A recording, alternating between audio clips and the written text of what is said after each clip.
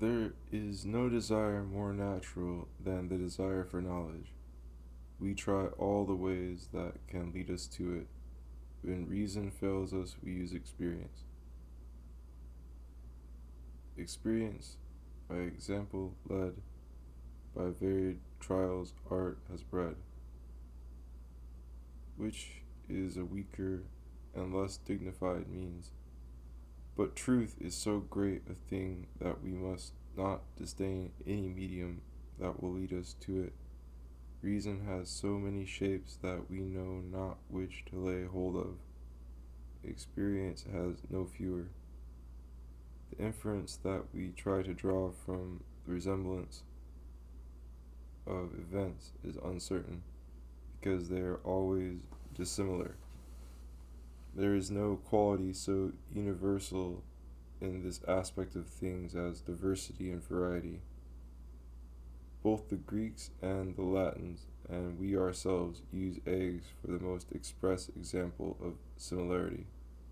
However, there have been men, and notably one at Delphi, who recognized marks of difference between eggs, so that he never took one for another, and although there were many hens, he could tell which one the egg came from. Dissimilarity necessarily intrudes into our works. No art can attain similarity. Neither Perrozet nor any other can smooth and whiten the backs of his cards so carefully that some gamesters will not distinguish them simply by seeing them slip through another man's hands. Resemblance does not make things so much alike as difference makes them unlike. Nature has committed herself to make nothing separate that was not different. Therefore, I do not much like the opinion of the man who thought by a multitude of laws to bridle the authority of judges, cutting up their meat for them. Nor did he realize that there is as much freedom and latitude in the interpretation of laws as in their creation. And those people must be jesting who think they can diminish and stop our disputes by recalling us to the express words of the Bible. For our mind finds the field no less spacious in registering the meaning of others than in presenting its own, as if there were less animosity and bitterness in commenting than in inventing. We see how mistaken he was, for we have in France more laws than all the rest of the world together, and more than would be needed to rule all the worlds of Epicurus. As formerly we suffered from crimes, so now we suffer from laws. Tacitus. And yet we have left so much room for opinion and decision to our judges that there never was such a powerful and licentious freedom. What have our legislators gained by selecting 100,000 particular cases and actions and applying 100,000 laws to them? This number bears no proportion to the infinite diversity of human actions. Multiplication of our imaginary cases will never equal the variety of the real examples. Add to them 100 times as many more, and still no future event will be found to correspond so exactly to any one of all the many, many thousands of selected and recorded events that there will not remain some circumstance, some difference that will require separate consideration in forming a judgment. There is little relation between our actions which are in perpetual mutation and fixed and immutable laws. The most desirable laws are those that are rarest, simplest, and most general, and I even think that it would be better to have none at all than to have them in such numbers as we have. Nature always gives us happier laws than those we give ourselves. Witness the picture of the golden age of the poets, and the state in which we see nations live which have no other laws. Here are some who employ as the only judge in their quarrels, the first traveler passing through their mountains, and these others on market day elect one of themselves who decides all their suits on the spot. What would be the danger in having our wisest men settle ours in this way, according to the circumstances and at sight, without being bound to precedents past or future, for every foot its own shoe? King Ferdinand, when he sent colonists to the Indies, wisely provided that no students of jurisprudence should accompany them, for fear that lawsuits might breed in this new world, this being by nature a science generating altercation and division, judging with Plato that lawyers and doctors are a bad provision for a country. Why is it that our common language, so easy for any other use, becomes obscure and unintelligible in contracts and wills, and that a man who expresses himself so clearly, whatever he says or writes, finds in this field no way of speaking his mind that does not fall into doubt and contradiction, unless it is that the princes of this art, applying themselves with particular attention to picking out solemn words and contriving artificial phrases, have so weighed every syllable, so minutely examined every sort of combination, that here they are at last entangled and embroiled in an endless number of figures, and in such minute partitions that they can no longer fall under any rule or prescription or any certain interpretation. What is broken up into dust becomes confused. Seneca. Who has seen children trying to divide a mass of quicksilver into a certain number of parts? The more they press it and knead it and try to constrain it to their will, the more they provoke the independence of this spirited metal. It escapes their skill and keeps dividing and scattering in little particles beyond all reckoning. This is the same, for by subdividing these subtleties they teach men to increase their doubts. They start us extending and diversifying the difficulties. They lengthen them. They scatter them. By sowing questions and cutting them up, they make the world fructify and teem with uncertainty and quarrels. As the earth is made more fertile, the more it is crumbled and deeply plowed. Learning makes difficulties. Montaigne. We were perplexed over Ulpian. We are still perplexed over Bartolus and Baldus.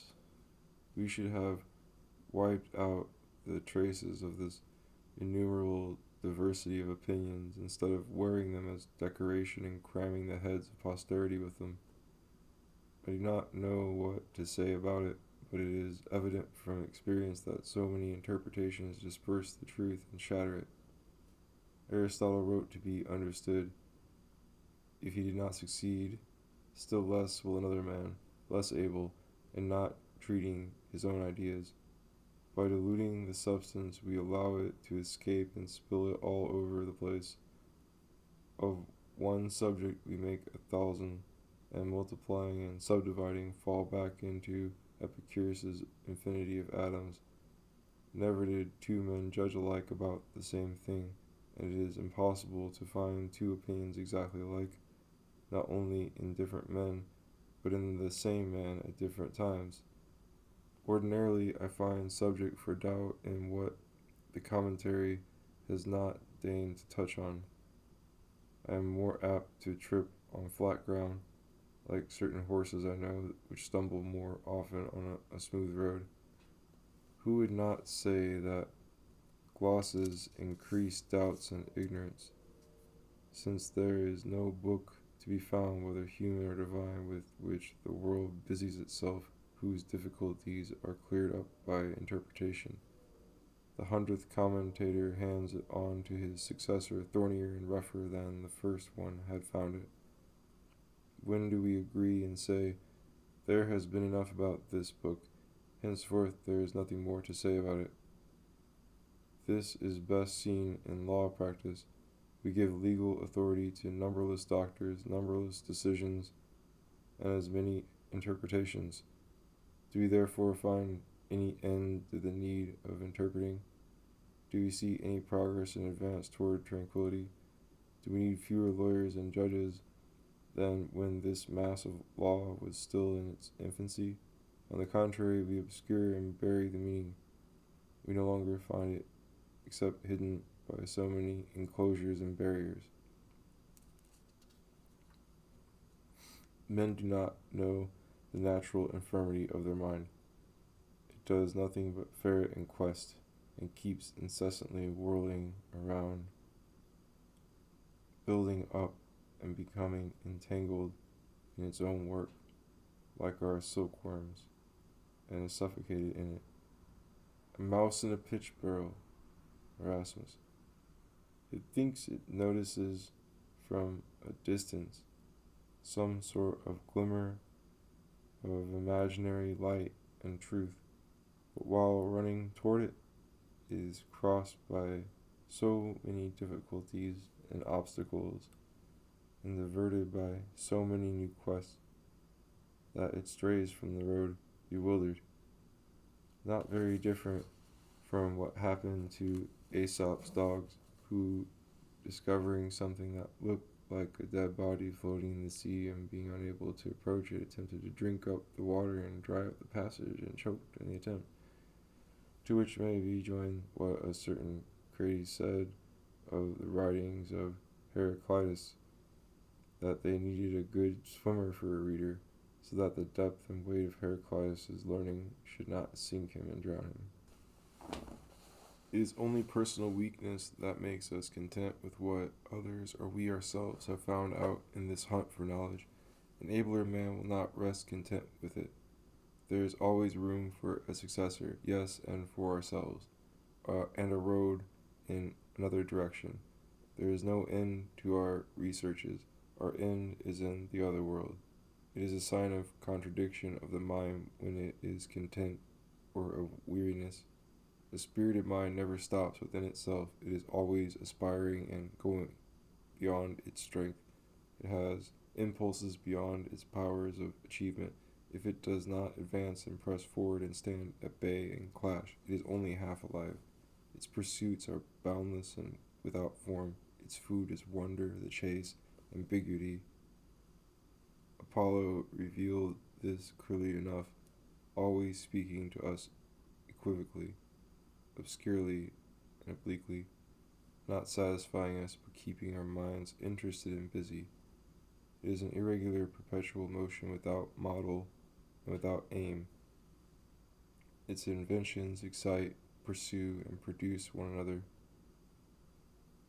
So in a running stream, one wave we see after another roll incessantly, and line by line each does eternally pursue the other, each the other flee. By this one, that one ever on is sped, and this one by the other ever led. The water still does into water go, still the same brook, but different waters flow. La Boétie.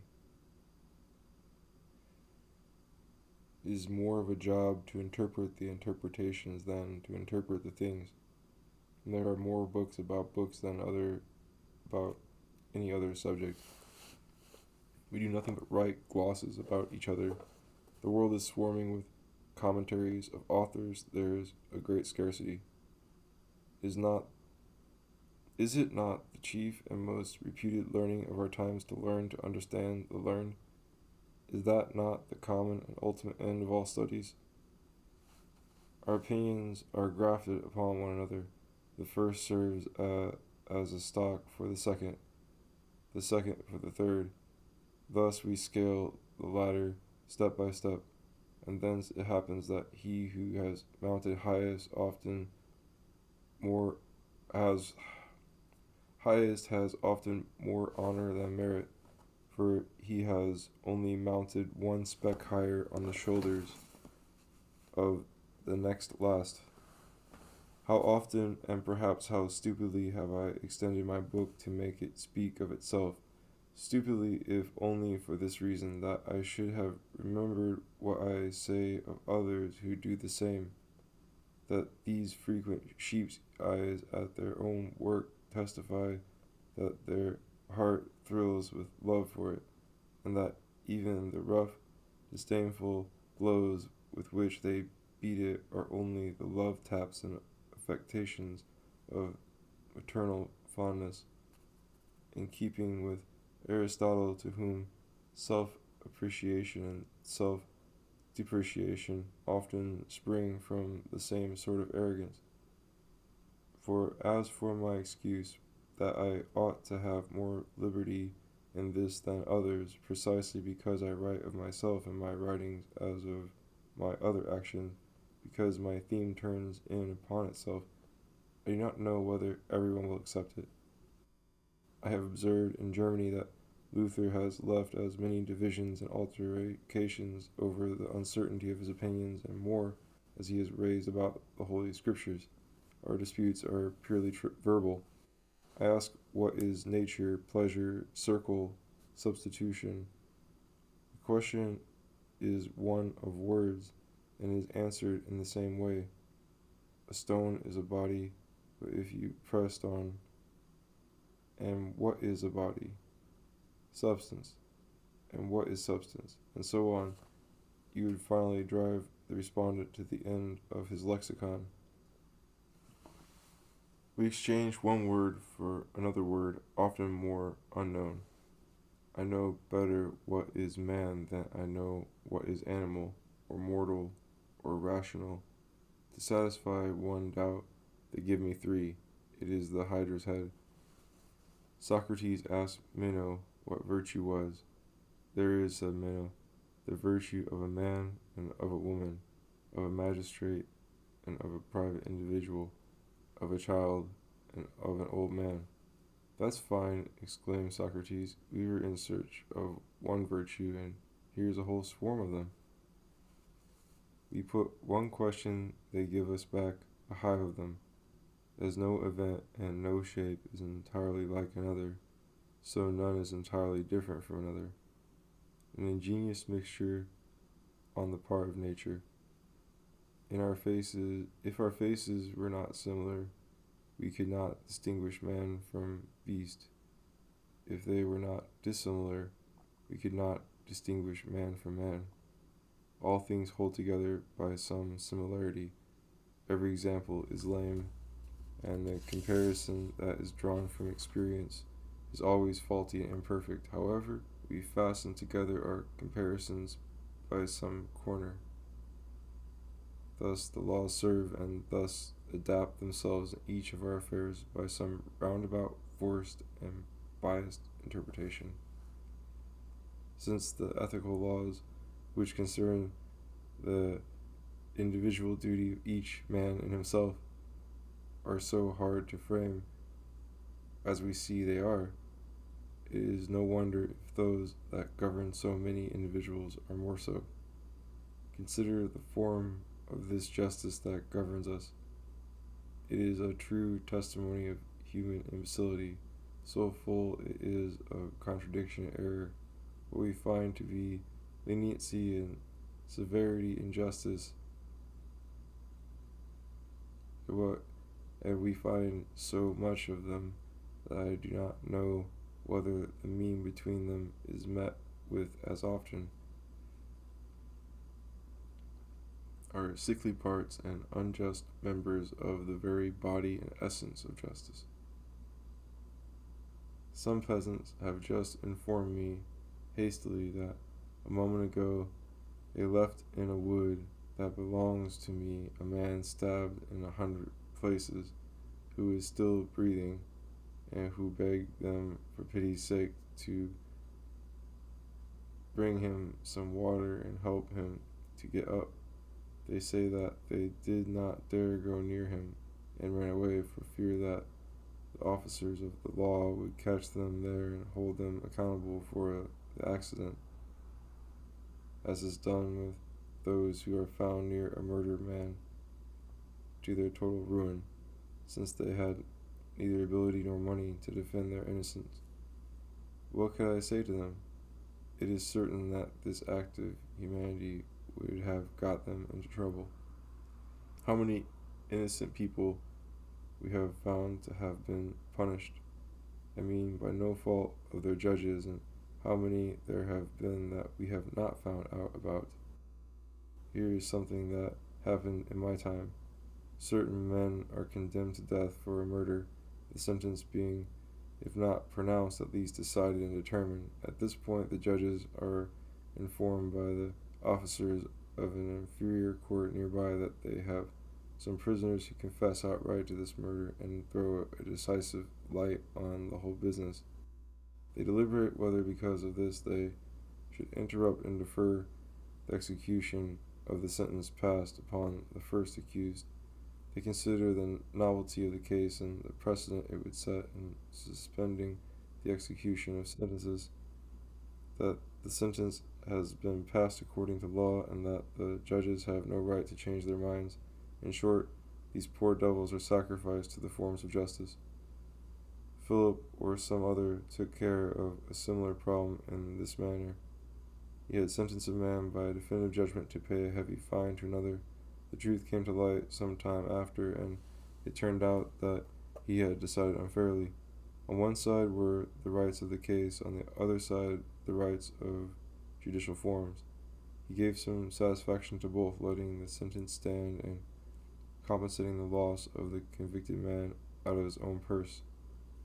But he was dealing with a reparable accident. My men were irreparably hanged.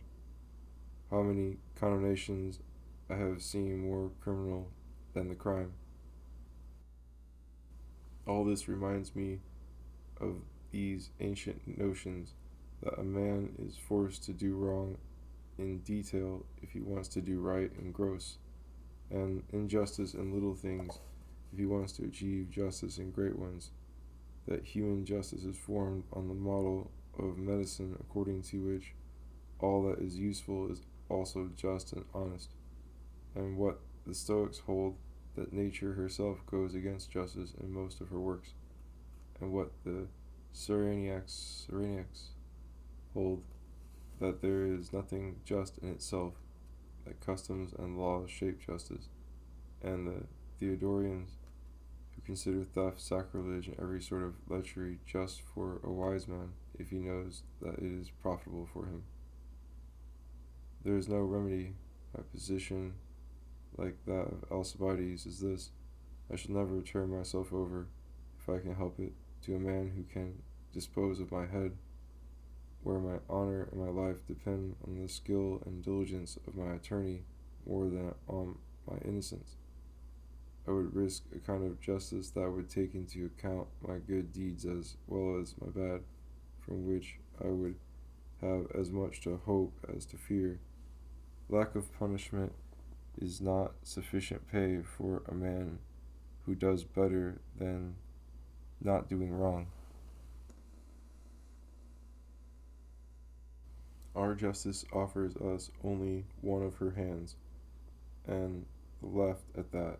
Whoever he is, he comes out of it with a loss. In China, a kingdom whose government and arts, without dealings with and knowledge of ours, surpass our examples in many branches of excellence, and whose history teaches me how much ampler and more varied the world is than earlier, that either the ancients or we ourselves understand. The officers deputed by the prince to inspect the state of his provinces, even as they punish those who are corrupt in their office, also reward from pure liberality those who have conducted themselves better than the average and better than the requirements of their duty. People come before them not merely to defend themselves, but to gain by it, and not simply to be paid, but also to receive presents. No judge has yet, thank God, spoken to me as a judge in any cause whatever, my own or another man's, criminal or civil. No prison has received me, not even for a visit. Imagination makes the sight of one, even from the outside, unpleasant to me. I am so sick for freedom that if anyone should forbid me access to some corner of the Indies, I should live distinctly less comfortably. And as long as I find earth or air open elsewhere, I shall not lurk in any place where I have to hide. Lord, how ill could I endure the condition in which I see so many people nailed down to one section of this kingdom, deprived of the right to enter the principal towns and the courts and to use the public roads, for having quarreled with our laws. If those that I serve threatened even the tip of my finger, I should instantly go and find others wherever it might be. All my little prudence in these civil wars in which we are now involved is employed to keep them from interrupting my freedom of coming and going. Now laws remain in credit not because they are just, but because they are laws. That is the mystic foundation of their authority. They have no other, and that is a good thing for them. They are often made by fools, more often by people who in their hatred of equality are wanting in equity, but always by men, vain and irresolute authors. There is nothing so grossly and widely and ordinarily faulty as the laws. Whoever obeys them because they are just does not obey them for just the reason he should.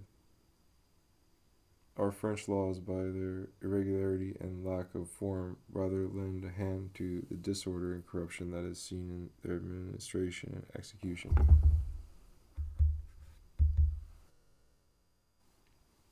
Their commands are so confused and inconsistent that they are some excuse for both disobedience and faulty interpretation, administration, and observance. Then, whatever may be the fruit we can reap from experience, what we derive from foreign examples will hardly be much use for our education, if we make such little profit from the experience we have of ourselves, which is more familiar to us, and certainly sufficient to inform us of what we need. I study myself more than any other subject. That is my metaphysics. That is my physics. By what our God, our home, the world, controls, whence the moon rises, where she sets, how rolls her horns together monthly, and again grows full, whence come the winds that rule the main, where Urius blasts hold sway, whence springs the rain that ever fills the clouds, whether some day the citadels of the world will pass away. Persius. Inquire you who the laboring world survey. Lucan.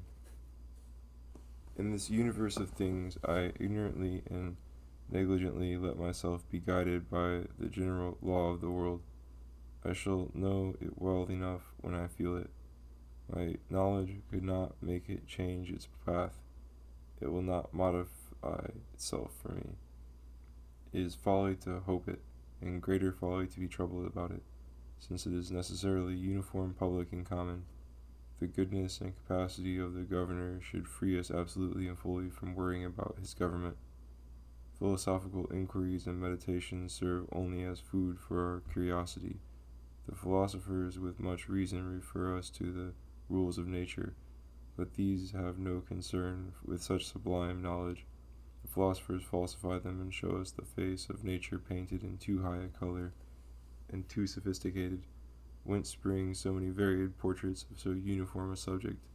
As she has furnished us with feet to walk with, so she has given us wisdom to guide us in life, a wisdom not so ingenious, robust, and pompous as that of their invention, but correspondingly easy and solitary, performing very well what the other talks about, and a man who has the good fortune to know how to occupy himself simply and in an orderly way, that is to say, naturally. The more simply we trust to nature, the more wisely we trust to her. Oh, what a sweet and soft and healthy pillow is ignorance and incuriosity to rest a well-made head. I would rather be an authority on myself than on Cicero. In the experience I have of myself, I find enough to make me wise. If I were a good scholar, He who calls back to mind the excess of his past anger and how far this fever carried him away sees the ugliness of this passion better than in Aristotle, and conceives a more justified hatred for it. He who remembers the evils he has undergone, and those that have threatened him, and the slight causes that have changed him from one state to another, prepares himself in that way for future changes and for recognizing his condition. The life of Caesar has no more to show us than our own, an emperor's or an ordinary man's. It is still a life subject to all human accidents. Let us only listen. We tell ourselves all we most need. He who remembers having been mistaken so many, many times in his own judgment, is he not a fool if he does not distrust it forever after? When I find myself convicted of a false opinion by another man's reasoning, I do not so much learn what new thing he has told me, and this particular bit of ignorance, that would be small gain, as I learn my weakness in general, and the treachery of my understanding, whence I derive the reformation of the whole mass. With all my other errors I do the same, and I feel that this rule is very useful for my life. I do not regard the species and the individual like a stone I have stumbled on. I learn to mistrust my gait throughout, and I strive to regulate it. To learn what we have said or done, that we have said or done a foolish thing, that is nothing. You must learn that we are nothing but fools, a far broader and more important lesson. The slips that my memory has made so often, even when it reassures me most about itself, are not vainly lost on me. There is no use in her swearing to me now and assuring me. I shake my ears. The first opposition offered to her testimony puts me in suspense, and I would not dare trust her in any weighty matter or guarantee her in another person's affairs. And were it not that what I do for lack of memory, others do still more often for lack of good faith, I should always accept the truth in matters of fact from another man's mouth rather than from my own.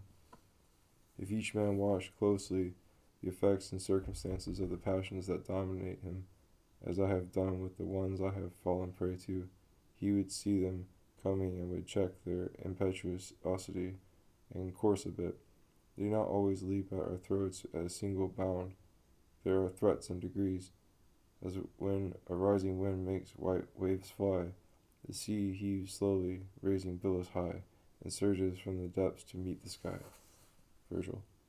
Judgment holds in me a magisterial seat, at least it carefully tries to. It lets my feelings go their way, both hatred and friendship, even the friendship I bear myself, without being changed and corrupted by them. If it cannot reform the other parts according to itself, at least it does not let itself be deformed to match them. It plays its game apart. The advice to everyone to know himself must have an important effect, since the God of learning and light had it planted on the front of his temple, as comprising all the counsel he had to give us. Plato also says that wisdom is nothing else but the execution of this command, and Socrates and Xenophon verifies it in detail.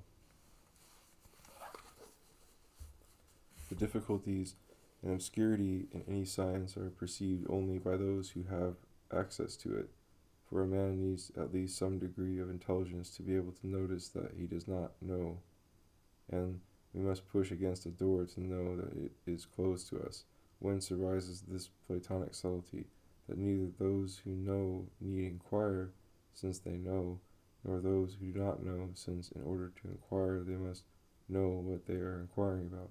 Thus, in this matter of knowing oneself, the fact that everyone is seen to be so cocksure and self-satisfied that everyone thinks he understands enough about himself signifies that everyone understands nothing about it, as Socrates teaches Euthydemus in Xenophon. I who make no other profession find in me such infinite depth and variety that what I have learned bears no other fruit than to make me realize how much I still have to learn. To my weakness so often recognize that the inclination I have to modesty, obedience to the beliefs that are prescribed me, the constant coolness and moderation of my opinions, and my hatred for that aggressive and quarrelsome arrogance that believes and trusts wholly in itself, a mortal enemy of discipline and truth. Hear them laying down the law. The first stupidities that they advance are in the style in which men establish religions and laws. Nothing is more despicable than to have assertion and proof precede knowledge and perception. Cicero. Aristarchus used to say that in former times there were scarcely 7 wise men in the world, and that in his time there were scarcely 7 ignorant men. Will we not have more reason than he to say that in our time affirmation and opinionativeness are express signs of stupidity? This man must have fallen on his nose 100 times in one day. There he stands on his ergos, as is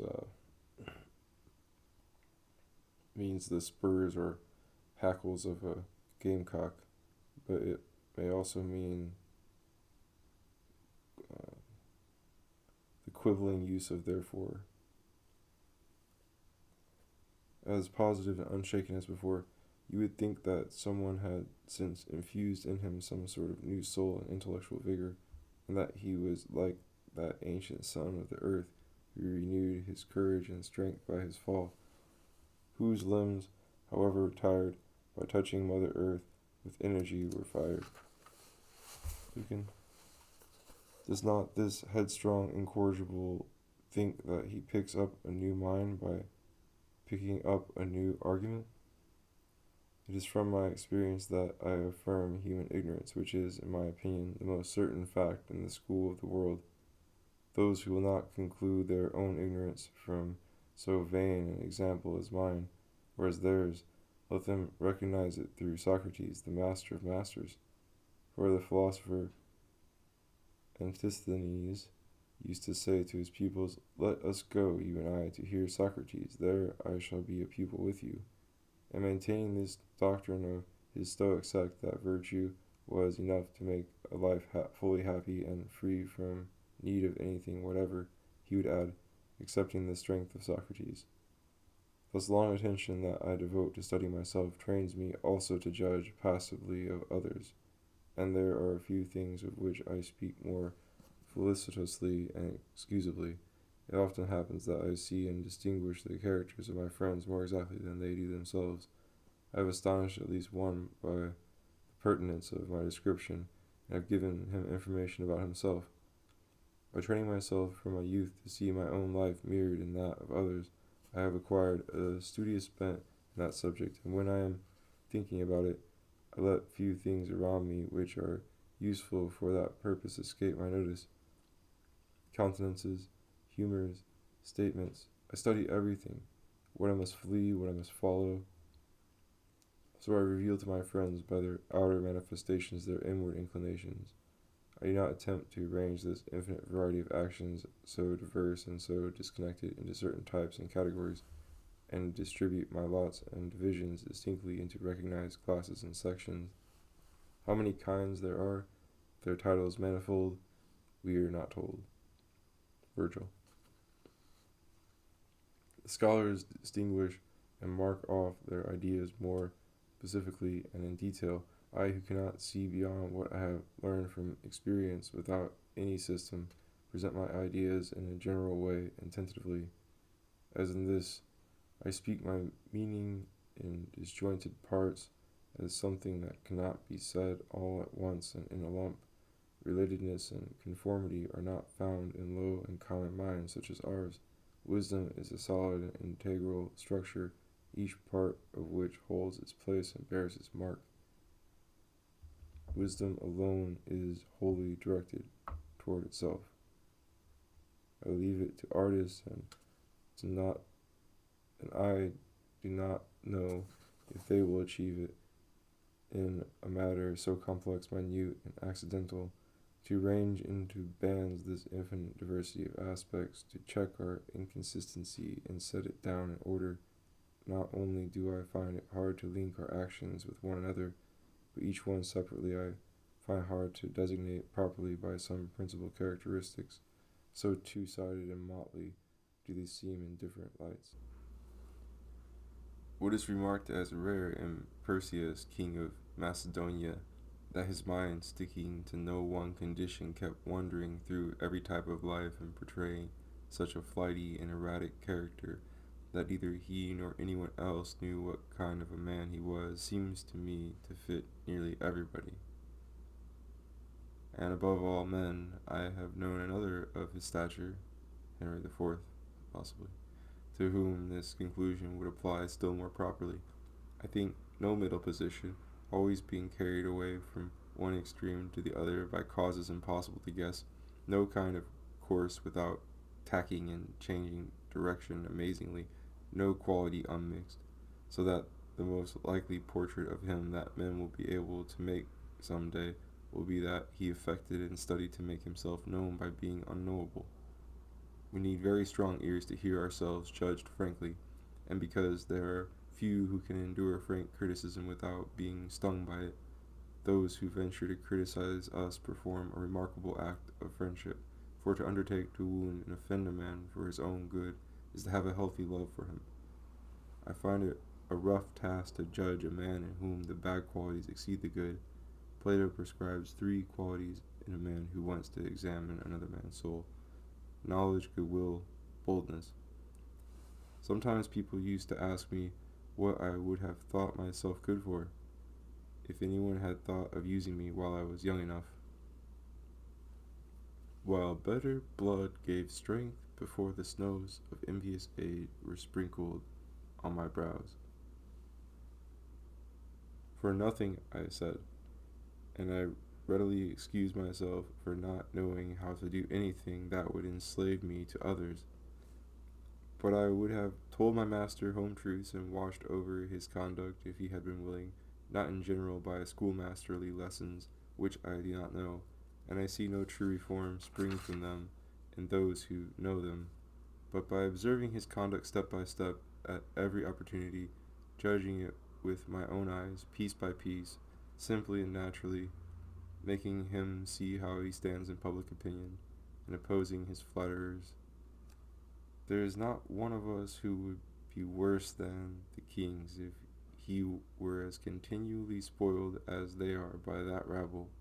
How could it be otherwise if Alexander, that great man, both as king and as philosopher, could not defend himself against them? I should have had enough fidelity, judgment, and independence for that. It would be a nameless office, otherwise it would lose its effect and its grace, and it is a part that cannot be played indiscriminately by all. For truth itself does not have the privilege to be employed at any time and in any way. Its use, noble as it is, has its circumscriptions and limits. It often happens, as the world goes, that people blurt it out into a prince's ear, not only fruitlessly, but harmfully and even unjustly, and no one will make me believe that a righteous remonstrance cannot be applied wrongfully, and that the interest of the substance must not often yield to the interest of the form. For this occupation I should want a man who is content with his fortune, who would be what he is, and nothing else prefers, and born to a middle rank, because on the one hand he would not fear to touch his master's heart deeply into the quick, at the risk of losing his preferment thereby, and on the other hand, being of a middle station, he would have easier communication with all sorts of people. I would have this an office for one man alone, for to spread the privilege of this freedom and intimacy among several would engender a harmful irreverence. And certainly I should require of that man above all the fidelity of silence. A king is not to be believed when he boasts of his constancy in awaiting the shock of the enemy for the sake of his glory, if, for his own good and improvement, he cannot endure the freedom of a friend's words, which have no other power than to sting his ears, the rest of their effect being in his own hands. Now there is no class of men that has a great need as they of true and frank admonitions. They endure public life and have to suit the opinions of so many spectators that, since people have formed the habit of concealing from them anything that disturbs their plans, they find themselves, without realizing it, the object of the hatred and detestation of their people, often for reasons that they could have avoided at no sacrifice, even of their pleasures, if they had been advised and set right in time.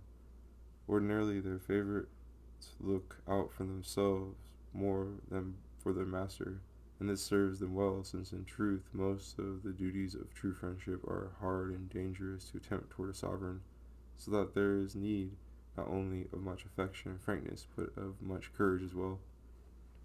In fine, all this fricasse that I am scribbling here is nothing but a record of the essays of my life, which for spiritual health is exemplary enough if you take its instruction in reverse, but as for bodily health no one can furnish more useful experience than I, who present it pure, not at all corrupted or altered by art or theorizing. Experience is really on its own dunghill in the subject of medicine, where reason yields it the whole field. Tiberius used to say that whoever had lived 20 years should be responsible to himself for the things that were harmful or beneficial to him, and know how to take care of himself without medical aid. He might have learned this from Socrates, who, advising his disciples carefully as a principal study, the study of their health, used to add that it was difficult for an intelligent man who was careful about his exercise, his drinking, and his eating not to know better than any doctor what was good or bad for him. Indeed, medicine professes always to have experience as the touchstone for its workings. So Plato was right in saying that to become a true doctor, the candidate must have passed through all the illnesses that he wants to cure and all the accidents and circumstances that he is to diagnose. It is reasonable that he should catch the pox if he wants to know how to treat it. Truly, I should trust such a man, for the others guide us like the man who paints seas, reefs, and ports while sitting at his table and sails the model of a ship there in complete safety. Throw him into the real thing and he does not know how to go at it. They make a description of our diseases like that of a town crier proclaiming a lost horse or dog, such and such a coat, such and such a height, such and such ears, or present it to him, and he does not know it for all that. For heaven's sake, let medicine some day give me some good and perceptible relief, and you will see I shall cry out in good earnest. At last I yield to an efficient science. The arts that promise to keep our body in health and our soul in health promise us much, but at the same time there are none that keep their promise less. And in our time those who profess these arts among us show the results of them less than any other men. The most you can say for them is that they sell medicinal drugs. That they are doctors you cannot say. I have lived long enough to give an account of the practice that has guided me so far. For anyone who wants to try it, I have tasted it like his cupbearer. Here are a few items, as memory supplies me with them.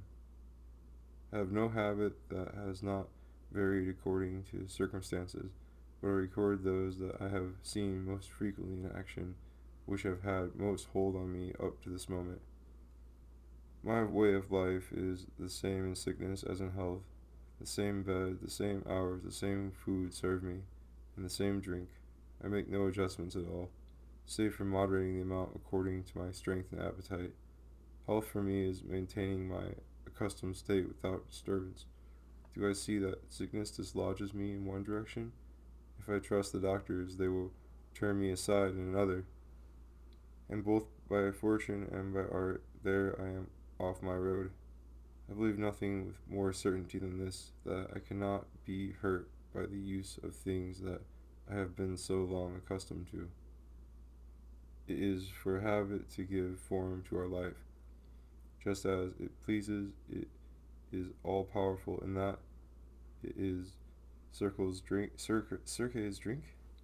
which varies our nature as it sees fit. How many nations and 3 steps from us regard as ridiculous the fear of the night dew which appears so hurtful to us, and our boatmen and peasants laugh at it.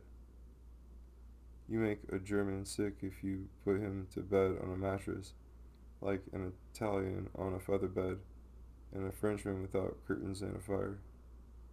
A Spaniard's stomach cannot stand our way of eating, nor can ours stand to drink Swiss fashion.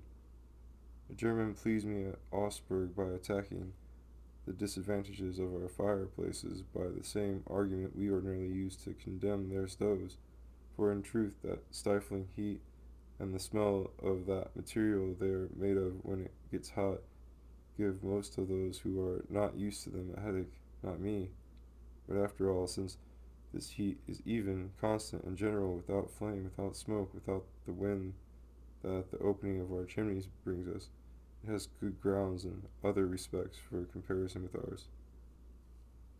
Why do we not imitate the Roman architecture? For they say that in ancient times the fire was made only outside their houses and at the foot of them, whence the heat was breathed into the entire dwelling by pipes contrived in the thickness of the walls that surrounded the rooms that were to be warmed. This I have seen clearly indicated, I don't know where, in Seneca. This German, hearing me praise the comforts and beauties of his city, which certainly deserves it, began to sympathize with me because I had to leave it, and one of the first discomforts he mentioned to me was the heavy headedness that the fireplaces elsewhere would cause me.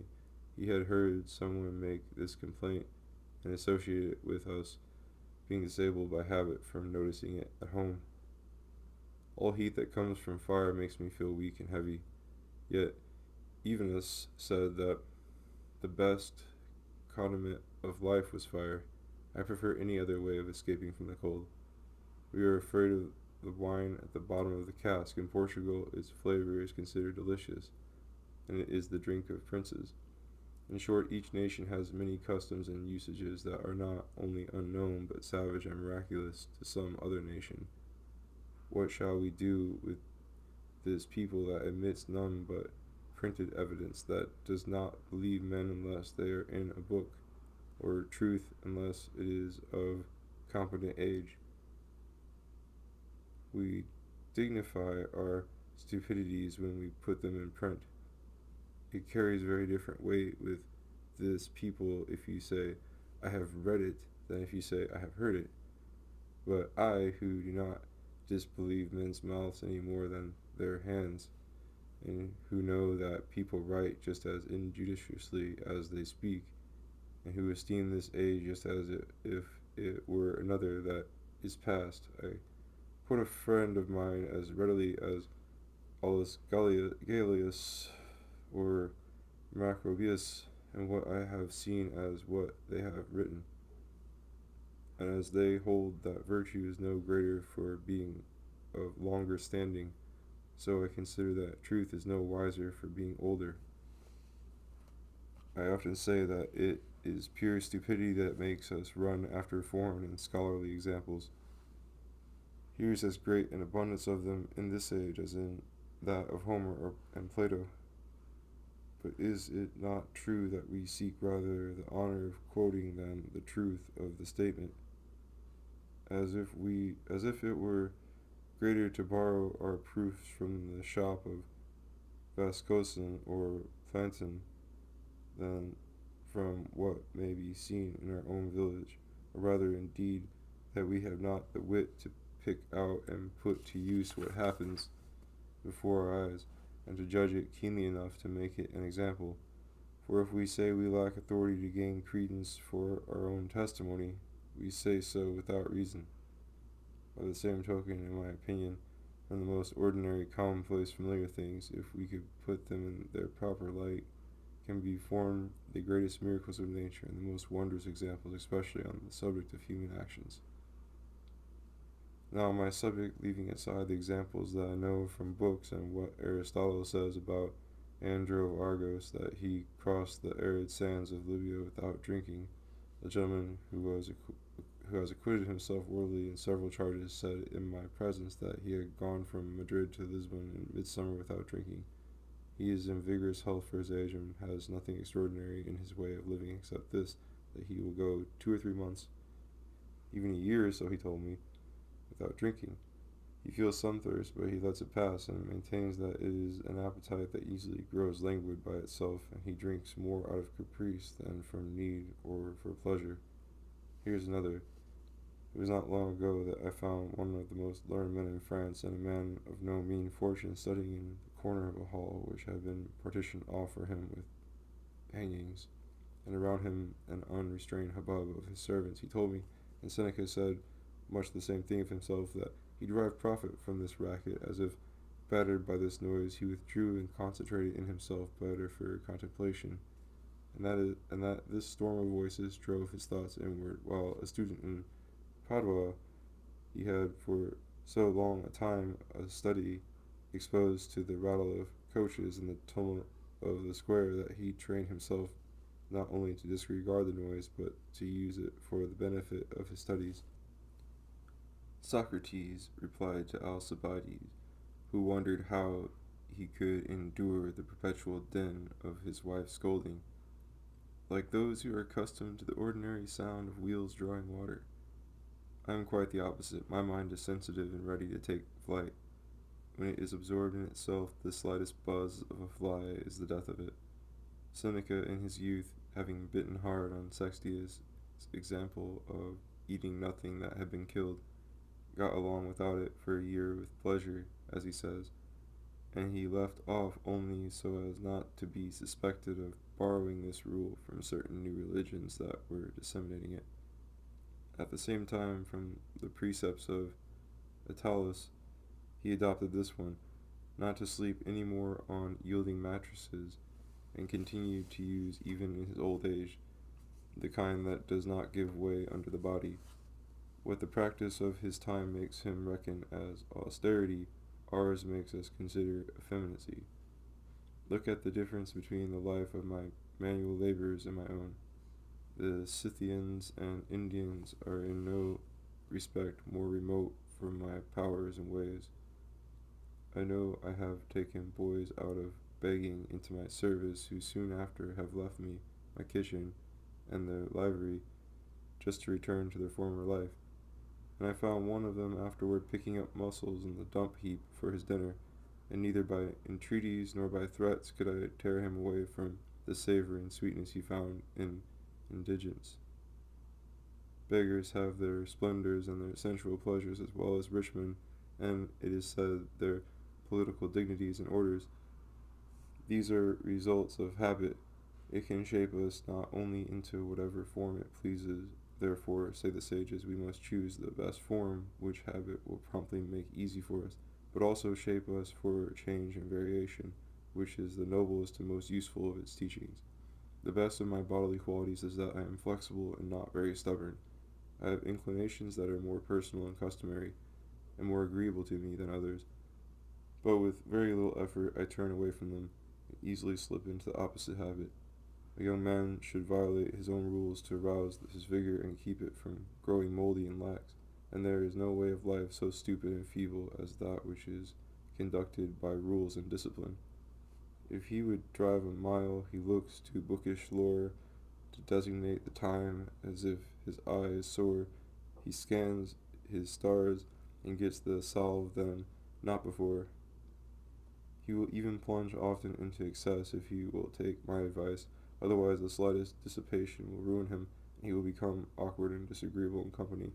The most unsuitable quality for a gentleman is over fastidiousness and bondage to certain particular ways, and they are particular if they are not pliable and supple. It is shameful for a man to keep from doing what he sees his companions do, because he cannot or dare not. Let such men stick to their kitchens. In anyone else it is unbecoming, but in a military man it is bad and intolerable. He, as Philip Pullman said, should get accustomed to every change and vicissitude of life. Although I was trained as much as possible for freedom and adaptability, yet it is a fact that through carelessness and because I have lingered more in certain ways as I grow old, my age is past training and henceforth has nothing to consider except holding its own. Habit, imperceptibly, has already so imprinted its character upon me in certain things that I call it excess to depart from it, and I cannot, without an effort, sleep by day, or eat between meals, or breakfast, or go to bed without a long interval, or about 3 full hours after supper, or make a child except before going to sleep, or make one standing up, or endure my sweat, or quench my thirst with pure water or pure wine, or remain bareheaded for long, or have my hair cut after dinner, and I would feel as uncomfortable without my gloves as without my shirt, or without washing when I leave the table, or get up in the morning, or without canopy and curtains for my bed, as I would be without really necessary things. I could dine without a tablecloth, but very uncomfortably without a clean napkin. German fashion, I soil napkins more than they or the Italians do, and make little use of spoon or fork. I am sorry that people have not carried on a fashion that I saw begun after the example of kings, or of changing napkins like plates with each course. We are told of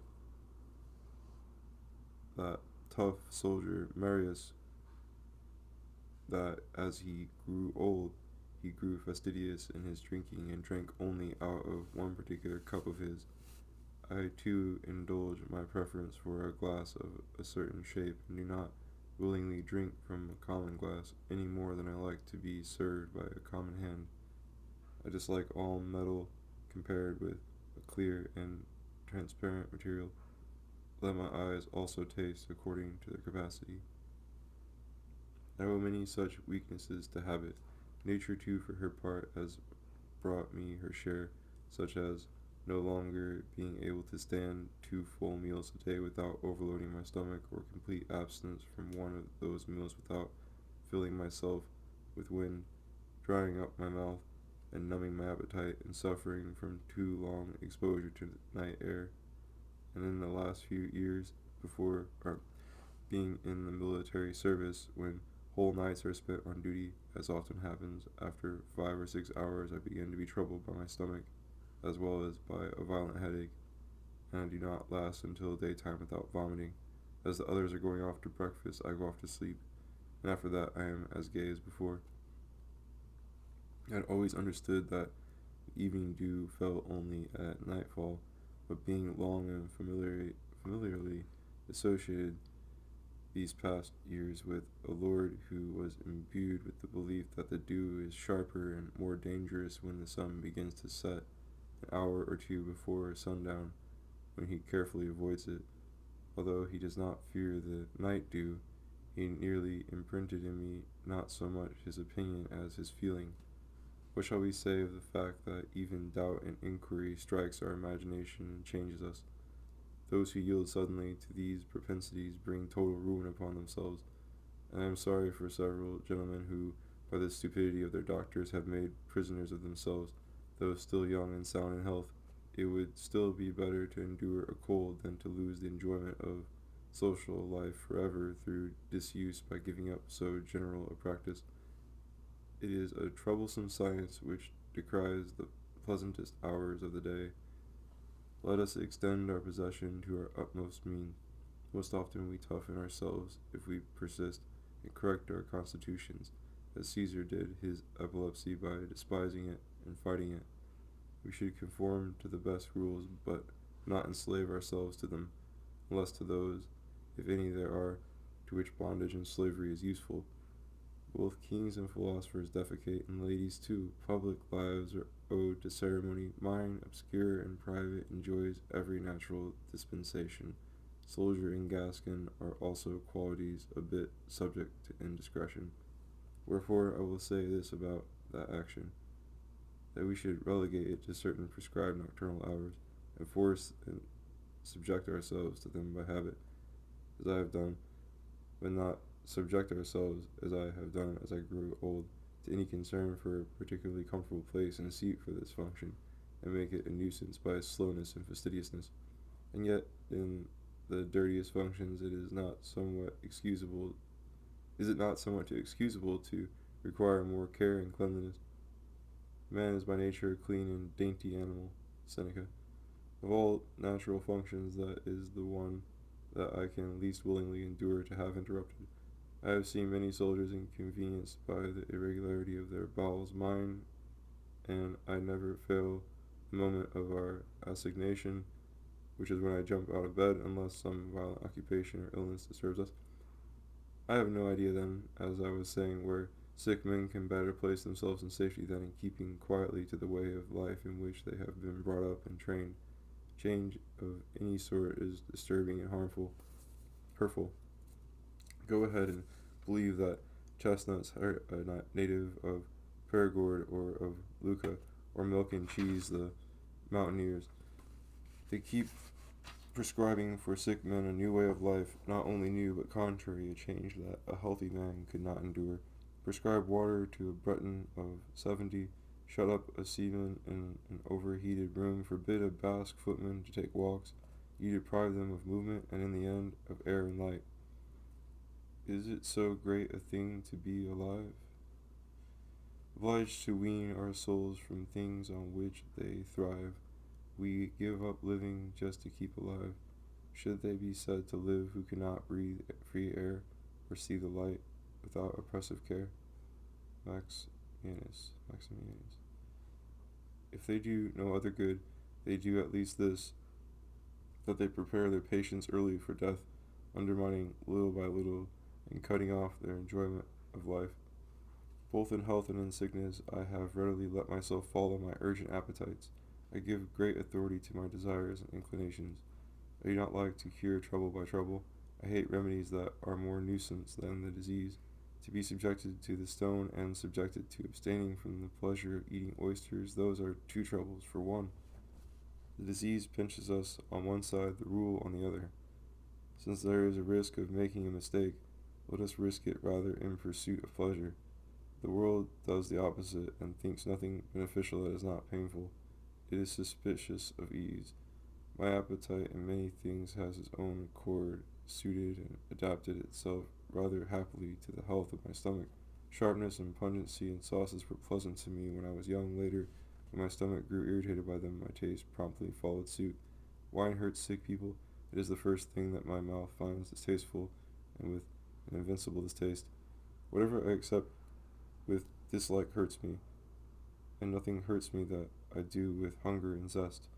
I have never received harm from any action that was really pleasant to me, and yet I have made all the conclusions of medicine give way very extensively to my pleasure. And in my youth, when Cupid, flitting around me to and fro in yellow tunic, shed his radiant glow, I lent myself as licentiously and thoughtlessly as any other man to the desire that held me in its grip, and fought my battles not without distinction, more, however, in continuation and endurance than in violence. I scarce remember lasting up to 6. It is certainly distressing and miraculous to confess at what a tender age I first chanced to fall under its subjection. It was indeed by chance, for it was long before the age of choice and knowledge. I do not remember about myself so far back, and my lot may be coupled with that of Quartilla, who had no memory of her maidenhood. Hence goatish smells, precocious hair, a beard to make my mother stare. Martial. The doctors ordinarily adjust their rules beneficially to the violence of the sharp cravings that come upon sick people. No great desire can be imagined that is so strange and vicious that nature is not involved in it, and then how much it is to satisfy the imagination. In my opinion, that faculty is all important, at least more important than any other. The most grievous and ordinary troubles are those that fancy loads upon us.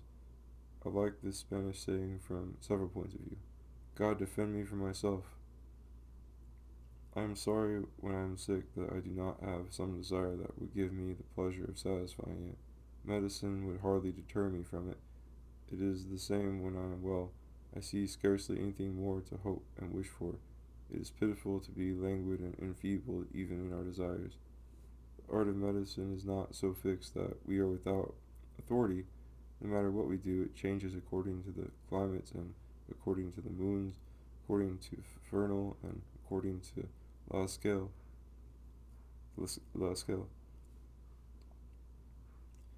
If your doctor does not think it good for you to sleep, to drink wine, or to eat such and such a food, don't worry, I'll find you another who will not agree with him.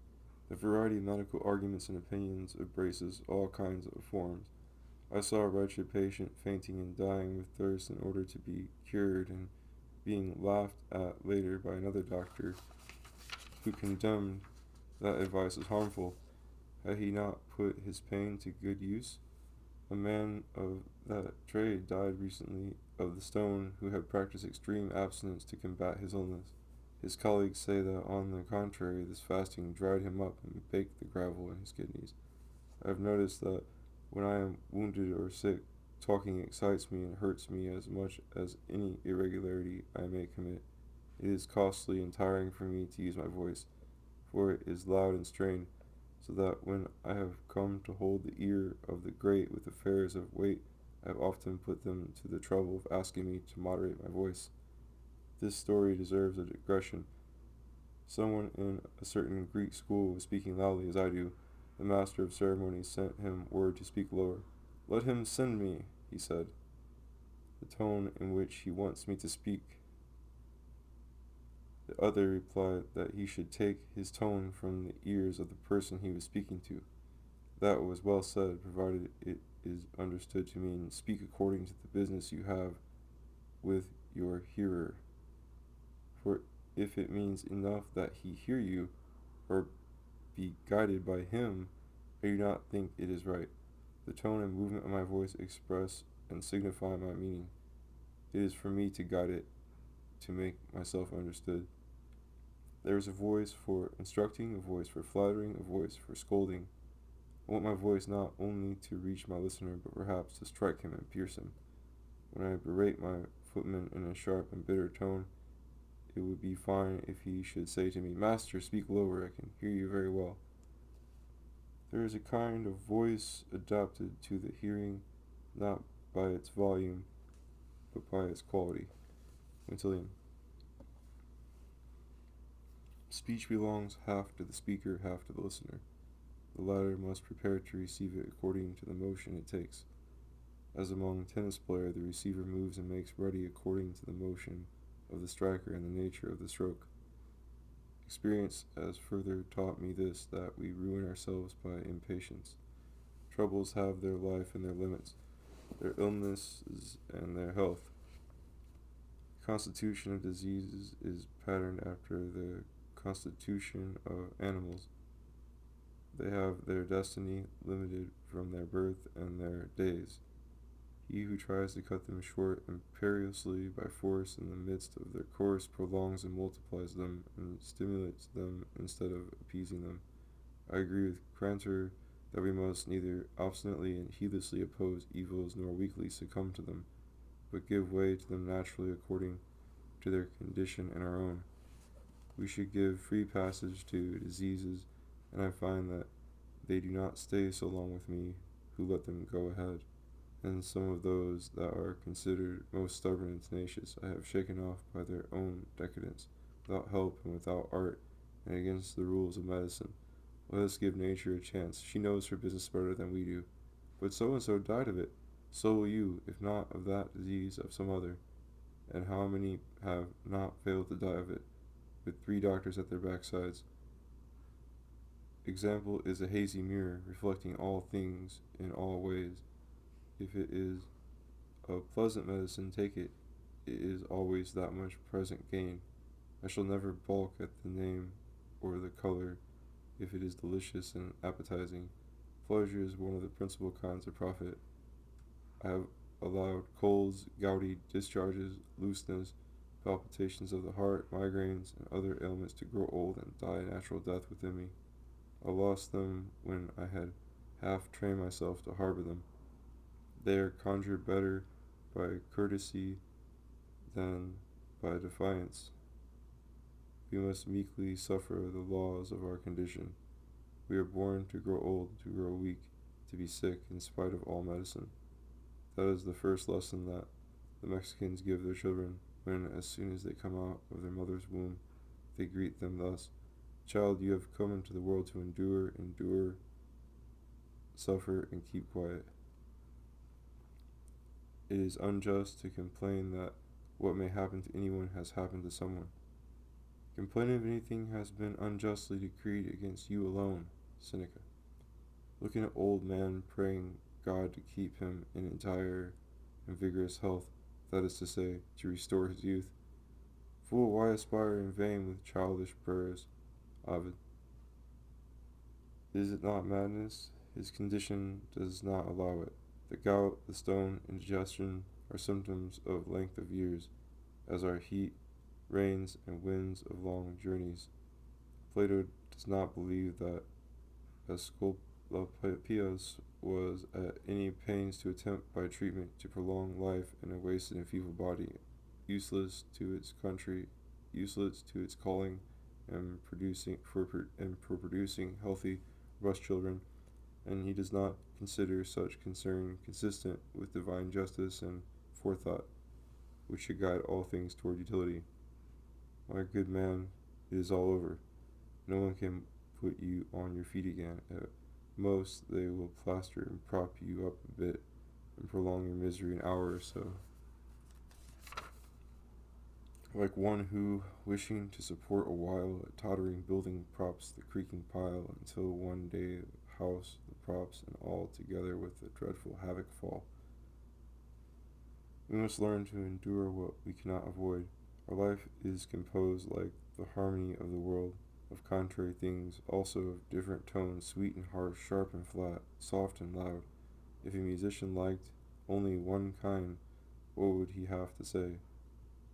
He must know how to use them together and blend them, and so must we do with good and evil, which are consubstantial with our life. Our existence is impossible without this mixture, and one element is no less necessary for it than the other. To try to kick against natural necessity is to imitate the folly of Ctesiphon, who undertook a kicking match with his mule. I do little consulting about ailments I feel, for these doctors are domineering when they have you at their mercy. They scold at your ears with their forebodings, and once catching me weakened by illness, they treated me insultingly with their dogmas and magisterial frowns, threatening me now with great pains, now with approaching death. I was not floored by them or dislodged from my position, but I was bumped and jostled. If my judgment was neither changed nor confused by them, it was at least bothered. It is still agitation and struggle. Now I treat my imagination as gently as I can, and would relieve it, if I could, of all trouble and conflict. We must help it and flatter it, and fool it if we can. My mind is suited to this service. It has no lack of plausible reasons for all things. If it could persuade as well as it preaches, it would help me out very happily. Would you like an example? It tells me that it is for my own good that I have the stone, that buildings of my age must naturally suffer some leakage. It is time for them to begin to grow loose and give way. It is a common necessity, otherwise would it not have been a new miracle performed on me? Thereby I paid the tribute due to old age, and could not get a better bargain. That the company should console me, since I have fallen into the commonest ailment of men of my time of life. On all sides I see them afflicted with the same type of disease, and their society is honorable for me, since it preferably attacks the great. It is essentially noble and dignified. That of the men who are stricken by it, there are few that get off more cheaply, and at that they pay the penalty of an unpleasant diet and daily doses of loathsome medicinal drugs, whereas I am indebted solely to my good fortune. For a few ordinary broths of eringo and Rupturwort that I have swallowed 2 or 3 times to please the ladies, who, with kindness greater than the sharpness of my pain, offered me half of theirs, seemed to me as easy to take as they were useless in their effect. The others have to pay 1,000 vows to Asclepius, and as many crowns to their doctor, for the easy and abundant outflow of gravel which I often get through the kindness of nature. Even the proprietary of my behavior, even the property of my behavior in ordinary company is not disturbed by it, and I can hold my water 10 hours and as long as anyone. Fear of this disease, says my mind, used to terrify you when it was unknown to you. The cries and despair of those who make it worse by their lack of fortitude engendered in you a horror of it. It is an affliction that punishes those of your members by which you have most sinned. You are a man of conscience. Punishment undeserved gives pain. Consider this chastisement. It is very gentle in comparison with others and fraternally tender. Consider its lateness. It bothers and occupies only the season of your life, which in any case is henceforth wasted and barren, having given way, as if by agreement, to the licentiousness and pleasures of your youth.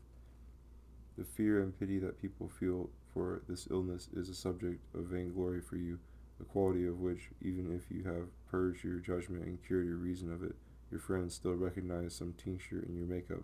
There is pleasure in hearing people say about you, "There indeed is strength, there indeed is fortitude." They see you sweat in agony, turn pale, turn red, tremble, vomit your very blood, suffer strange contractions and convulsions, sometimes shed great tears from your eyes, discharge thick, black, and frightful urine, or have it stopped up by some sharp, rough stone that cruelly pricks and flays the neck of your penis, meanwhile keeping up conversation with your company with a normal countenance, jesting in the intervals with your servants, holding up your end in a sustained discussion, making excuses for your pain and minimizing your suffering. Do you remember those men of past times who sought out troubles with such great hunger to keep their virtue in breath and in practice? Put the case this way, that nature is bearing and pushing you into that glorious school which you would never have entered of your own free will. If you tell me that it is a dangerous and mortal disease, what others are not, for it is a doctor's trick to accept some which they say do not lead in a straight line to death. What does it matter if they go there by accident and slip and deviate easily toward the road that leads us there? But you do not die of being sick, you die of being alive. Death kills you well enough without the help of illness, and illnesses have put off death for some, who have lived longer for thinking that they were on their way out and dying. Furthermore, there are diseases as there are wounds that are medicinal and salutary. The stone is often no less fond of life than you. We see men in whom it has continued from their childhood up to their extreme old age, and if you had not deserted it, and if they had not deserted it, it was ready to accompany them still further. You kill it more often than it kills you, and even if it set before you the picture of imminent health, would it not be a kind of service for a man of that age to bring him home to meditations upon his end? And what is worse, you have no reason left for being cured. In any case, the common fate will call you any day.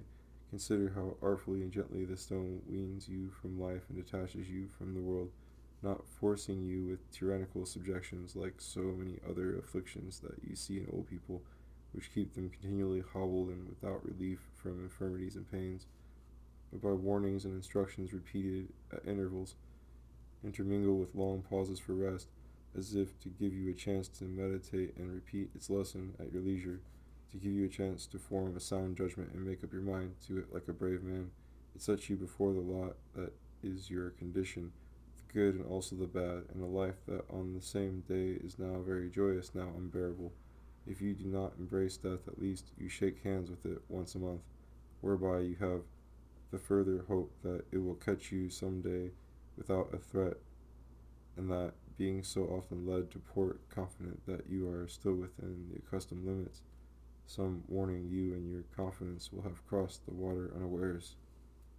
We have no cause for complaint about illnesses that divide the time fairly with health. I am obliged to fortune for assailing me so often with the same kind of weapons. She fashions and trains me against them by use, hardens and accustoms me. Henceforth, I know just about at what cost I shall be quit of them.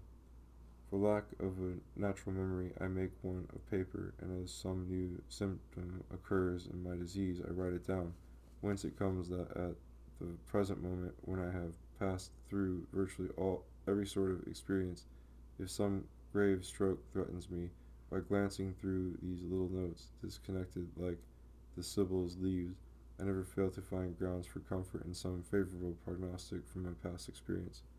Familiarity also serves to give me better hopes for the future, for now that this process of evacuation has continued so long, It is probable that nature will not change this course and that no worse will come of it than what I already feel.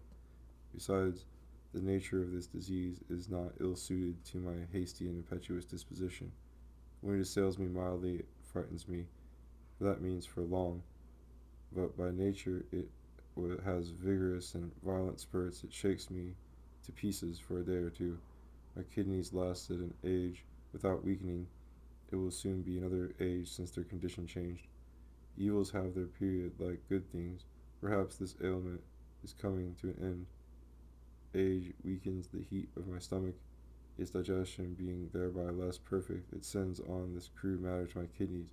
Why cannot the heat of my kidneys be likewise weakened at some other turn so that they can no longer petrify my phlegm, and nature may take steps to find some other way of purgation? The years have evidently made some of my rooms dry up. Why not these excrements that provide material for the gravel? But is there anything so sweet as that sudden change when from extreme pain, by the voiding of my stone, I come to recover as if by lightning the beautiful light of health, so free and so full as happens in our sudden and sharpest attacks of colic? Is there anything in this pain we suffer that can be said to counterbalance the pleasure of such sudden improvement? How much more beautiful health seems to me after the illness, when they are so near and contiguous that I can recognize them in each other's presence in their proudest array, when they vie with each other as if to oppose each other squarely, just as the Stoics say that vices are brought into the world usefully to give value to virtue and assist it. We can say with better reason and less bold conjecture that nature has lent us pain for the honor and service of pleasure and painlessness. When Socrates, after being relieved of his irons, felt the relish of the itching that their weight had caused in his legs, he rejoiced to consider the close alliance between pain and pleasure, how they are associated by a necessary link, so that they follow and engender each other in turn. Then he called out that goodly Aesop should have taken from this consideration a subject fit for a fine fable. The worst thing I see in other maladies is that they are not as serious in their immediate effect as in their consequences. You are a whole year recovering, always full of weakness and fear. There is so much risk and so many steps in returning to safety that it is never done. Before they have unmuffled you of a kerchief and then of a cap, before they have given you back the enjoyment of fresh air and wine and your wife and melons, it is great good luck if you have not relapsed into some new misery. My sickness has this privilege, that it carries itself clean off, whereas the others always leave some imprint in change for the worse that makes the body susceptible to a new disease, and they lend a hand to one another. Those illnesses are excusable that content themselves with their own possession of us without extending it and without bringing on their sequels. But courteous and gracious are those whose passage brings us some useful consequence. Since I have had the stone, I have found myself rid of other ailments, more so, it seems to me, than I was before, and I have had no fever since. I argue that the extreme and frequent vomitings that I endure purge me, and, on the other hand, my loss of appetite and the unusual fast I undergo digest my morbid humors, and nature voids in these stones its superfluous and harmful matter.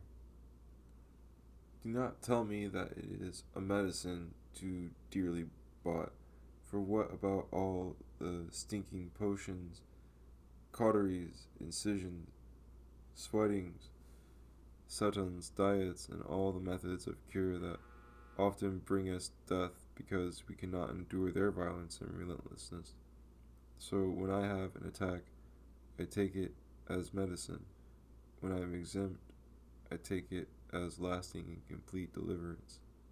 Here's another benefit of my illness, peculiar to it, that it almost plays its game by itself and lets me play mine, unless I lack courage. In its greatest throes I have held out for 10 hours on horseback, just bear it, You need no other regimen. Play, dine, run, do this and do that, too, if you can. Your dissipation will do more good than harm. Say as much to a man with the pox, the gout, or a hernia. Other maladies have more inclusive bonds, hamper our actions far more, disturb our whole order, and involve the entire state of life in consideration of them. Mine only pinches the skin. It leaves your understanding and will at your disposal, and your tongue, and your feet, and your hands. It rather awakens you than puts you to sleep. The soul is smitten by the burning of a fever, and floored by an epileptic fit, and dislocated by a violent migraine, and in short, stunned by all the ailments that hurt the whole body and the noblest parts. Here it is not attacked. If it fares badly, it is its own fault. It betrays, abandons, and unhorses itself. It is only fools that let themselves be persuaded that this hard, solid body that is baked in our kidneys can be dissolved by potions. Therefore, once it is in motion, there is nothing to do but give it passage. It will take it away. I notice also this particular convenience, that it is a disease in which we have little to guess about. We are freed from the worry into which other diseases cast us by the uncertainty of their causes and conditions and progress, an infinitely painful worry. We have no concern with doctoral consultations and interpretations. The senses reveal to us what it is and where it is. By such arguments, both strong and weak, I try to lull and beguile my imagination and salve its wounds, as Cicero did his disease of old age. If they get worse tomorrow we shall provide other ways of escape. Here is proof. Now it has happened again that the slightest movements force the pure blood out of my kidneys. What of it? I do not, just for that, give up moving about as before, and pricking after my hounds with youthful and insolent ardor, and I think I come off well from such an important accident when it costs me nothing but a dull heaviness and uneasiness in that region. It is some big stone that is crushing and consuming the substance of my kidneys and my life that I am letting out little by little, not without some natural pleasure, as an excrement that is henceforth superfluous and a nuisance. Do I feel something crumbling? Do not expect me to go and amuse myself testing my pulse and my urine so as to take some bothersome precaution. I shall be in plenty of time when I feel the pain, without prolonging it by the pain of fear. He who fears he will suffer already suffers from his fear. Besides, the uncertainty and ignorance of those who presume to explain the workings of nature and her inner processes, and all the false prognostications of their art, should make us know that she has utterly unknown ways of her own. There is great uncertainty, variety, and obscurity about what she promises us or threatens us with, except for old age, which is an indubitable sign of the approach of death. In all other ailments, I see few signs of the future on which to base our divination. I judge myself only by actual sensation, not by reasoning. What would be the use, since I intend to apply only waiting and endurance? Do you want to know how much I gain by this? Look at those who do otherwise, and who depend on so many different persuasions and counsels, how often imagination oppresses them without the help of the body. Many a time, when safe and free from these dangerous attacks, I have taken pleasure in communicating their symptoms to the doctors as if they were just beginning inside me. I suffered the doom of their horrible conclusions most comfortably, and remain that much more obliged to God for his grace and better informed of the vanity of this art. There is nothing that should be recommended so much to youth as activity and vigilance. Our life is nothing but movement. I have trouble getting under way, and am late in evening, getting up, going to bed, at meals. 7 o'clock is early for me, and where I am in charge I do not dine before 11 or sup till after 6. In other days I attributed the fevers and illnesses into which I fell to the sluggishness and drowsiness that long sleep had brought on me. and I have always repented going back to sleep in the morning. Plato is more set against excess in sleep than excess in drinking. I like to sleep hard and alone, even without a woman, in the royal style, rather well covered up. My bed is never warmed, but since I have grown old, they give me, when I need them, cloths to warm my feet and stomach. They used to criticize the great Scipio for being such a sleeper, in my opinion, for no other reason than that it annoyed men that in him alone there was nothing to criticize. If I am particular about anything in my way of life, it is rather about sleeping than anything else.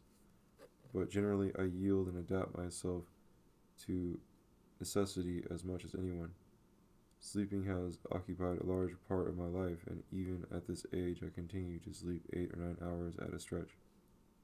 I am weaning myself profitably from this lazy propensity, and am obviously the better for it.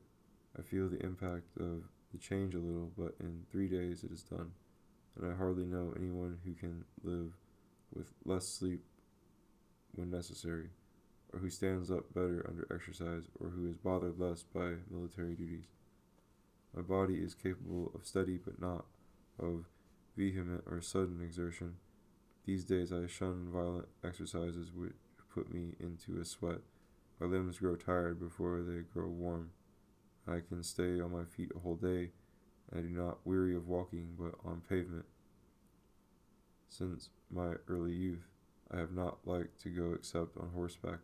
On foot, I get muddy right up to my buttocks, and in our streets, small men are subject to being jostled and elbowed for want of presence. And I have always liked to rest, whether lying or sitting, with my legs as high as my seat or higher.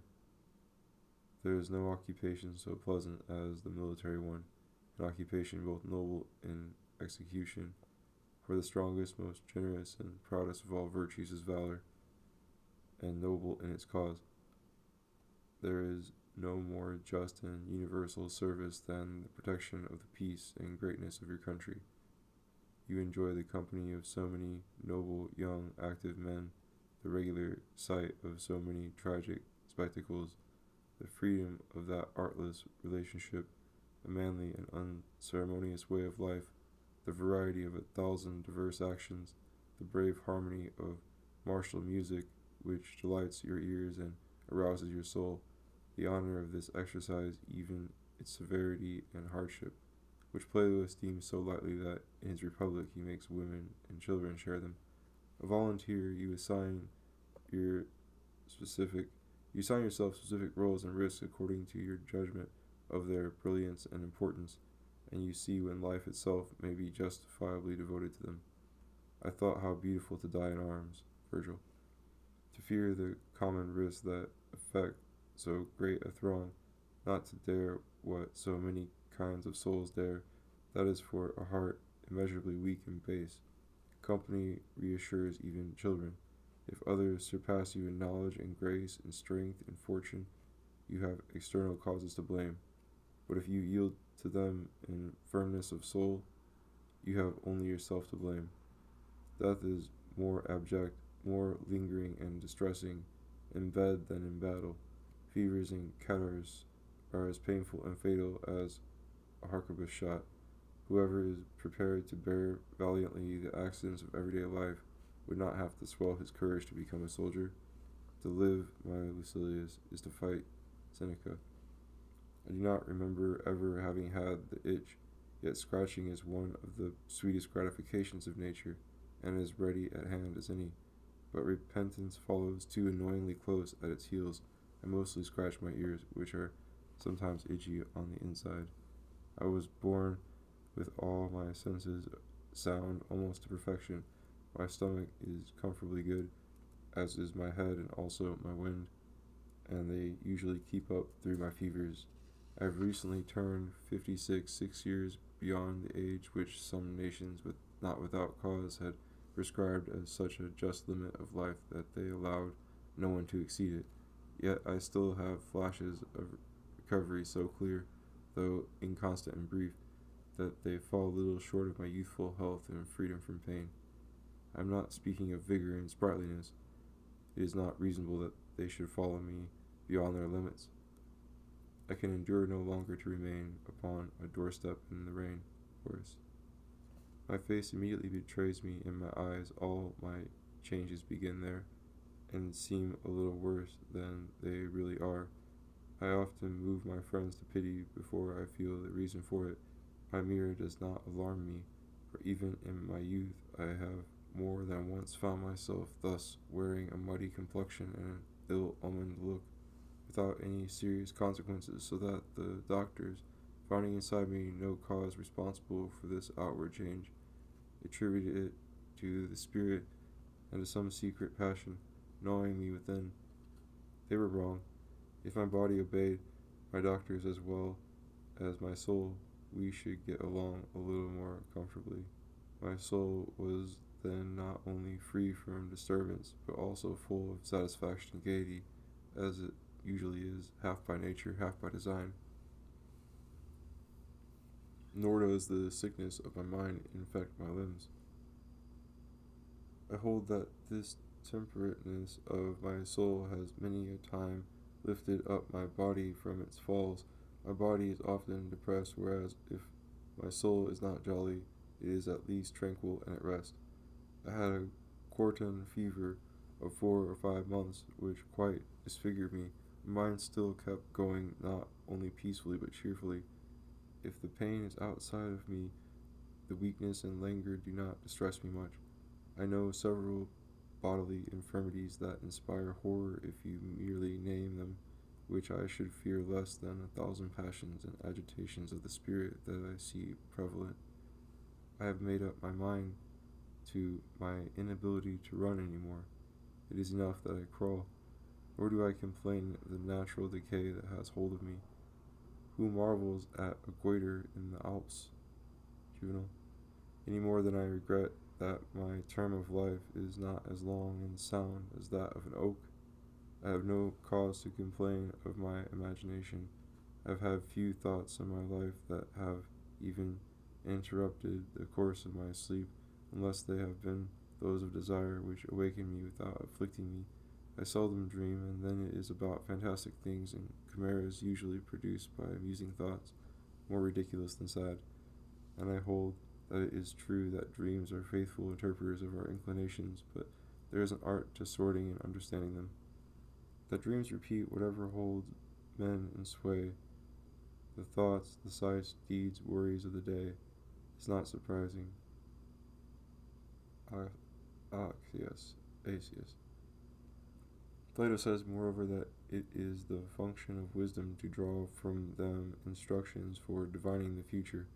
I see nothing in that, except for the marvelous experiences related by Socrates, Xenophon, and Aristotle, personages of irreproachable authority. His historians say that the Atlantes never dream, and also that they eat nothing that has been killed, which I add because that is perhaps the reason they do not dream. For Pythagoras prescribed a certain preparation of food to induce appropriate dreams. Mine are gentle and bring on no bodily agitation or vocal utterance. I have known many people of my time to be amazingly agitated by them. Theon the philosopher walked in his sleep, and so did the servant of Pericles on the very tiles and roof of the house. I make little choice at table and attack the first and nearest thing, and I change reluctantly from one flavor to another. I dislike a crowd of dishes and courses as much as any other crowd. I am easily satisfied with few dishes. I hate the notion of Favorinus, that at a feast your food should be stolen from you just as you are gaining appetite, and a new dish always substituted, and that it is a wretched supper if the guests have not been glutted with various birds' rumps, and that the macaco alone deserves to be eaten whole. I often eat salt meats, however. I prefer bread without salt, and my baker at home serves no other at my table, contrary to the custom of the country. When I was a child, I was corrected mainly for refusing things that people ordinarily like best at that age: sugar candies, preserves, pastry. My tutor fought this hatred of dainty foods as being a sort of daintiness. And indeed, it is nothing else but fastidious taste, whatever it applies to. Whoever rids a child of some particular and obstinate fondness for brown bread, bacon, or garlic rids him of finical taste. There are some who act like patient sufferers if they do without beef and ham amid partridges. They have a good time. That is the daintiness of the dainty. It is the taste of a soft existence that is cloyed with the ordinary and accustomed things, by which luxury beguiles the tedium of wealth. Seneca. Not to make good cheer with what another savours, to take particular care of what you eat and drink, is the essence of this vice.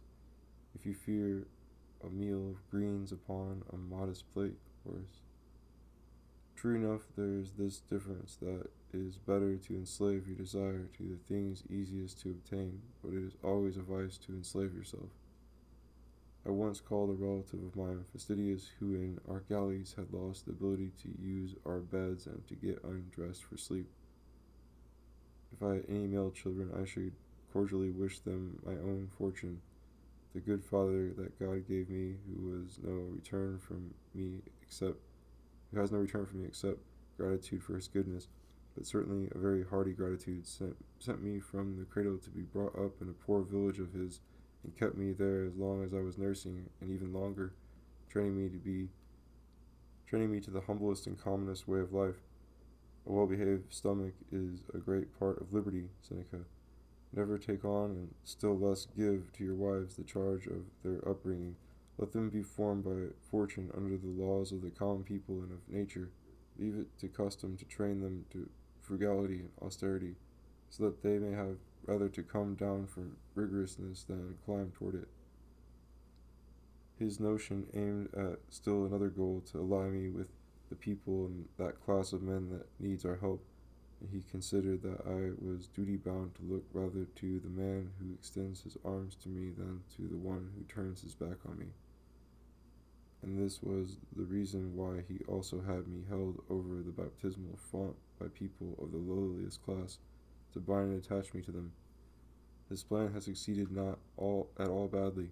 I am prone to devote myself to the little people, whether because there is more vainglory in it, or through natural compassion, which has infinite power over me. The side I condemn in our wars I will condemn more harshly when it is flourishing and prosperous.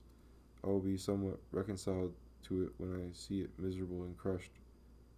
How I enjoy contemplating the fine spirit of Chelonius, daughter and wife of kings of Sparta, while her husband Cleombrotus had the advantage over her father Leonidas. In the conflicts within her city, she was the good daughter, and rallied to her father in his exile, in his misery, opposing the victor. Did fortune chance to her turn? There she is, her will changed with fortune's, courageously taking the side of her husband, whom she followed everywhere his ruin led him, having apparently no choice but to rush to the side where she was most needed and where she could best show her compassion. I am more naturally inclined to follow the example of Flaminius, who lent himself to those who needed him more than to those who could benefit him, than that of Pyrrhus, who was prone to truckle to the great and be arrogant with the weak. Long sessions at table annoy me and disagree with me, for perhaps because I formed the habit as a boy for lack of better self-control. I eat as long as I am there. Therefore at home, though the meals are on the short side, I like to sit down a little after the others in the manner of Augustus, but I do not imitate him in also leaving the table before the others. On the contrary, I like to rest a long time after and listen to stories, provided I do not take part, for it tires me and disagrees with me to talk on a full stomach. whereas I find it very healthy and pleasant exercise to shout and argue before a meal. The ancient Greeks and Romans had more sense than we to assign to eating, which is one of the principal actions of life, several hours in the best part of the night, if some other unusual occupation did not interfere, eating and drinking less hastily than we perform all our actions on the run, and prolonging this natural pleasure with greater leisure enjoyment, interspersing with it various useful and agreeable duties of society. Those who must take care of me could easily deprive me of what they think harmful to me, for in such matters I never desire or find wanting what I do not see. But likewise, they waste their time preaching me abstinence from the things that are set before me, so that when I want to fast, I have to be set apart from the supper table and to be served just so much as is necessary for the prescribed collation. For if I sit down to table, I forget my resolution. When I order a change in the preparation of some meat, my servants know that it means that my appetite is weakened and that I will not touch it. All meats that can be eaten rare I like that way, and I like them well hung, even in my cases to the point of smelling high. Toughness is the only thing that annoys me as a rule. Toward any other quality I am as indifferent and tolerant as any man I have known, so that contrary to the common humor, even among fish I sometimes find some too fresh and too firm. It is not the fault of my teeth, which have always been good, even excellent, and which only just now are beginning to be threatened by old age. I learned from childhood to rub them with my napkin both in the morning and before and after meals. God is merciful to those whose life he takes away bit by bit. That is the only benefit of old age. The last death will be all the less complete and painful. By then it will kill only half or a quarter of a man. Here is a tooth that has just fallen out, without pain, without effort. That was the natural term of its duration. Both that part of my being and several others are already dead, others half dead, even some of the most active, which held the highest rank in my vigorous prime. Thus do I melt and slip away from myself. How stupid it would be of my mind if it were to feel the last leap of this decline, which is already so far advanced, as acutely as if it were the whole fall. I hope this will not happen. In truth, I gain one principal consolation in thinking about my death, that it will be normal and natural, and that henceforth in this matter I cannot demand or hope for any but illegitimate favor from destiny. Men enjoy a fond belief that in other days their lives were longer, as their stature was greater, but Solon, who belongs to those old days, nevertheless limits the extreme duration of life to 70 years. Shall I, who in all matters have so worshipped that golden mean of the past, and have taken the moderate measure as the most perfect, aspire to an immoderate and prodigious old age?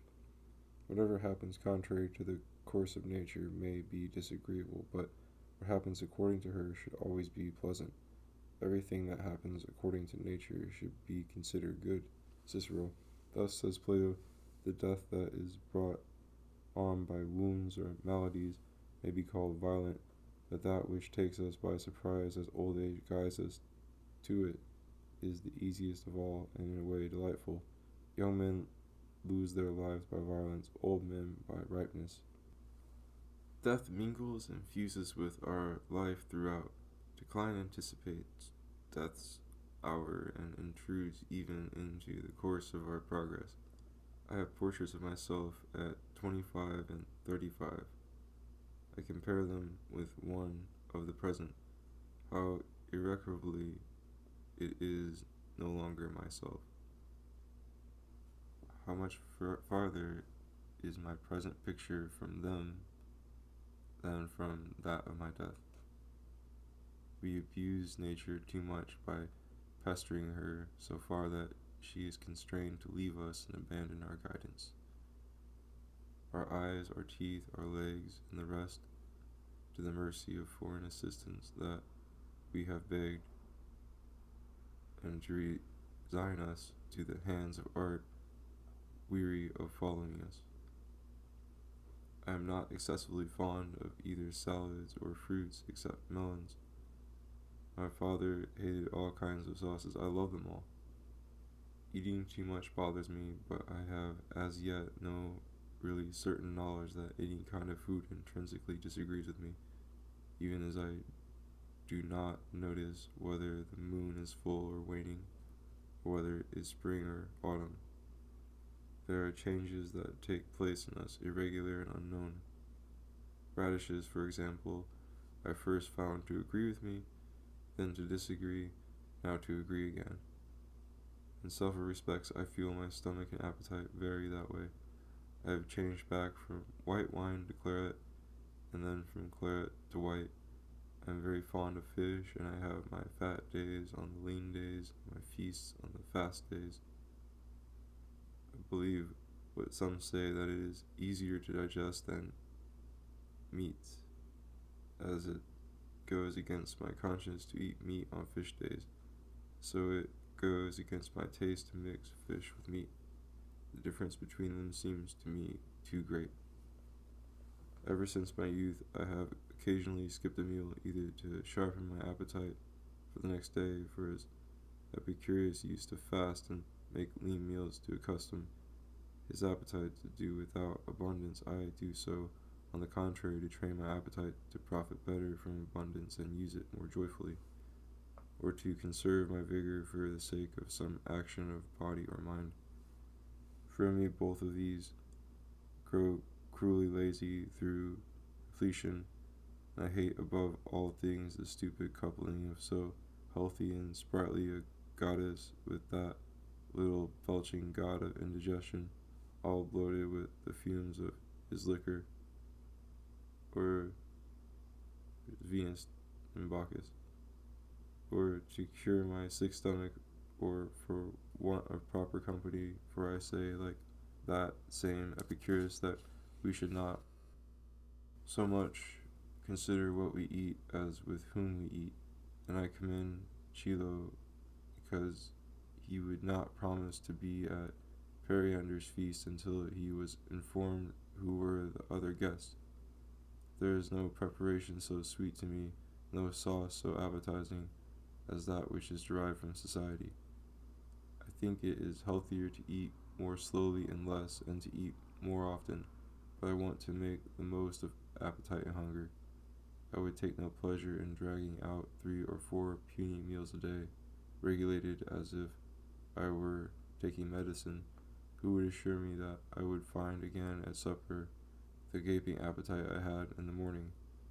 Let us take old men especially. Let us take advantage of the first opportunity that comes our way. Let us leave the daily diets to the almanac makers and the doctors. The greatest benefit that good health gives me is sensual pleasure. Let us stick to the first pleasure that is present and known. I avoid consistency in these laws of fasting. He who wants to make the most of a habit, let him avoid continuing it. We grow hardened to it. Our powers go to sleep in it. 6 months later, you will have so perverted your stomach by your habit that your only profit will be to have lost the freedom to treat it otherwise without damage. I do not keep my legs and thighs any more covered in winter than in summer. Silk, hose, nothing else. For the relief of my colds, I have allowed myself to keep my head warmer and my stomach, because of my stone. My ailments became accustomed to this in a few days and disdained my ordinary precautions. I thus had graduated from a cap to a kerchief, and from a bonnet to a lined hat. The padding of my doublet serves now only for ornament. It is no good unless I add a rabbit skin or a vulture's, and a skull cap for my head. Follow these steps, and you will go at a fine pace. I do nothing of the sort, and would gladly disown the start I have made if I dared. Are you falling into some new ailment? This reform is of no more use to you. You are accustomed to it. Look for another. Thus men ruin themselves by letting themselves become entangled in restricting regimens, and by superstitiously tying themselves down to them. They still need more, and still more after that. It is never done. For the sake of our occupations and pleasure, it is much more convenient to skip our dinner, as the ancients did, and put off making good cheer till the hour of retirement and rest, without breaking up the day. Thus I formerly used to do. For the sake of health, on the contrary, I have since found by experience that it is better to dine, and that digestion is better performed awake. I am not much subject to thirst, either in health or in sickness. To be sure, in the latter case I am apt to have a dry mouth, but no thirst. Normally I drink only when I develop a thirst in eating, and far along into the meal. I drink pretty well for a man of ordinary build in summer, and at an appetizing meal. I not only exceed the limits of Augustus, who drank precisely 3 times and no more, but so as not to violate the rule of Democritus, who forbade stopping at 4 as an unlucky number. I slip on at a pinch to 5. About 3 half pints for the little glasses are my favorites, and I enjoy emptying them, which others avoid as unbecoming. I mix my wine most often with as much water, sometimes with half as much, and when I am at home, by an ancient practice that my father's doctor prescribed for him and for himself, they mix what I need in the wine cellar 2 or 3 hours before serving it. They say that Cronos, king of the Athenians, was the inventor of this practice of mixing wine with water, whether for better or for worse. I have heard it argued. I think it more fitting and healthy for children not to drink wine until they are 16 or 18. The most usual and common way of living is the best. All peculiarities seem to me things to be avoided, and I should hate as much to see a German putting water in his wine as a Frenchman drinking it pure. Public usage lays down the law in such things. I fear a stuffy atmosphere and avoid smoke like the plague. The first repairs I hurried to make in my house were in the chimneys and privies, which as a rule are unbearably defective in old buildings, and among the hardships of war I reckon those thick clouds of dust in which we are kept buried in the hot season for a whole day's journey. My breathing is free and easy, and my colds most often pass off without a cough and without damage to my lungs. The rigor of summer is more an enemy to me than that of winter, for besides the discomfort of heat, less easily remedied than that of cold, and besides the beating of the sun's rays on my head, my eyes are hurt by any dazzling light. Right now I could not eat dinner seated opposite a blazing bright fire, to deaden the whiteness of paper. In the time when I was more in the habit of reading, I used to lay a piece of glass on my book, and found much relief in it. To this moment I am ignorant of the use of spectacles, and I see just as far as I ever did, and as any man. It is true that at the decline of day I begin to feel blurring and weakness in reading, an exercise that has always tired my eyes, but especially at night. Here is a step backward, just barely perceptible. I shall draw back another step from the second to the third, and the third to the fourth, so quietly that I shall have to be a confirmed blind man before I feel the decadence and old age of my sight. So artfully do the fates untwist the thread of our life, and so I doubt that my hearing is on the verge of growing dull, and you will see that when I have half lost it, I shall still be blaming the voices of those who are speaking to me. We must really strain our soul to make it feel how it is ebbing away. My walk is quick and firm, and I know not which of the two, my mind or my body, I have had more difficulty in keeping in one place. That preacher is indeed a friend of mine who holds my attention through a whole sermon. In solemn places where everyone has such a strained expression, where I've seen the ladies keep even their eyes so steady, I have never succeeded in keeping some part of me from always wondering. Even though I may be seated there, I am hardly settled there. As the chambermaid of the philosopher Chrysippus said of her master that he was only drunk in his legs, for he had the habit of moving them about, whatever position he was in, and she would say when wine befuddled the others, and he felt no effect from it. So people might have said of me from my childhood that I was crazy in the feet, or had quicksilver in them, or fidgety and restless are they, wherever I place them. It is bad manners, besides being harmful to health and even to pleasure, to eat greedily, as I do. I often bite my tongue and sometimes my fingers in my haste. Diogenes, coming upon a boy who was eating that way, gave his tutor a box on the ear for it. There were men at Rome who taught people to chew as well as to talk gracefully. By this I lose the leisure for talking, which is such a sweet seasoning for the dinner table, provided the remarks are appropriate, pleasant, and brief. There is jealousy and envy between our pleasures. They clash and interfere with each other. Alcibiades, a connoisseur making good cheer, banished even music from the table so that it should not disturb the pleasure of conversation, for the reason that Plato ascribes to him, that it is a practice of vulgar men to call in instrumentalists and singers to their feast, for lack of the good talk and enjoyable remarks with which intelligent men know how to entertain each other. Varro asked this of a banquet, a gathering of people of handsome presence and agreeable conversation, who are neither mute nor garrulous, cleanliness and delicacy in the food and the place, in fair weather. A well-planned dinner takes more than a little art and gives more than a little pleasure. Neither the great generals nor the great philosophers have spurned the practice and science of it. My imagination has entrusted 3 dinners to the keeping of my memory, which fortune rendered outstandingly pleasant to me at different times in my more flourishing days, for each of the guests himself brings the principal charm according to the good temper of body and soul in which he happens to be. My present condition excludes me from this. I, who operate only close to the ground, hate that inhuman wisdom that would make us disdainful enemies of the cultivation of the body. I consider it equal injustice to set our heart against natural pleasures as to set our heart too much on them. Xerxes was a fool who, wrapped in all human pleasures, went and offered a prize to anyone who would find him others. But hardly less of a fool is the man who cuts off those that nature has found for him. We should neither pursue them nor flee them. We should accept them. I accept them with more gusto and with better grace than most, and more willingly let myself follow a natural inclination.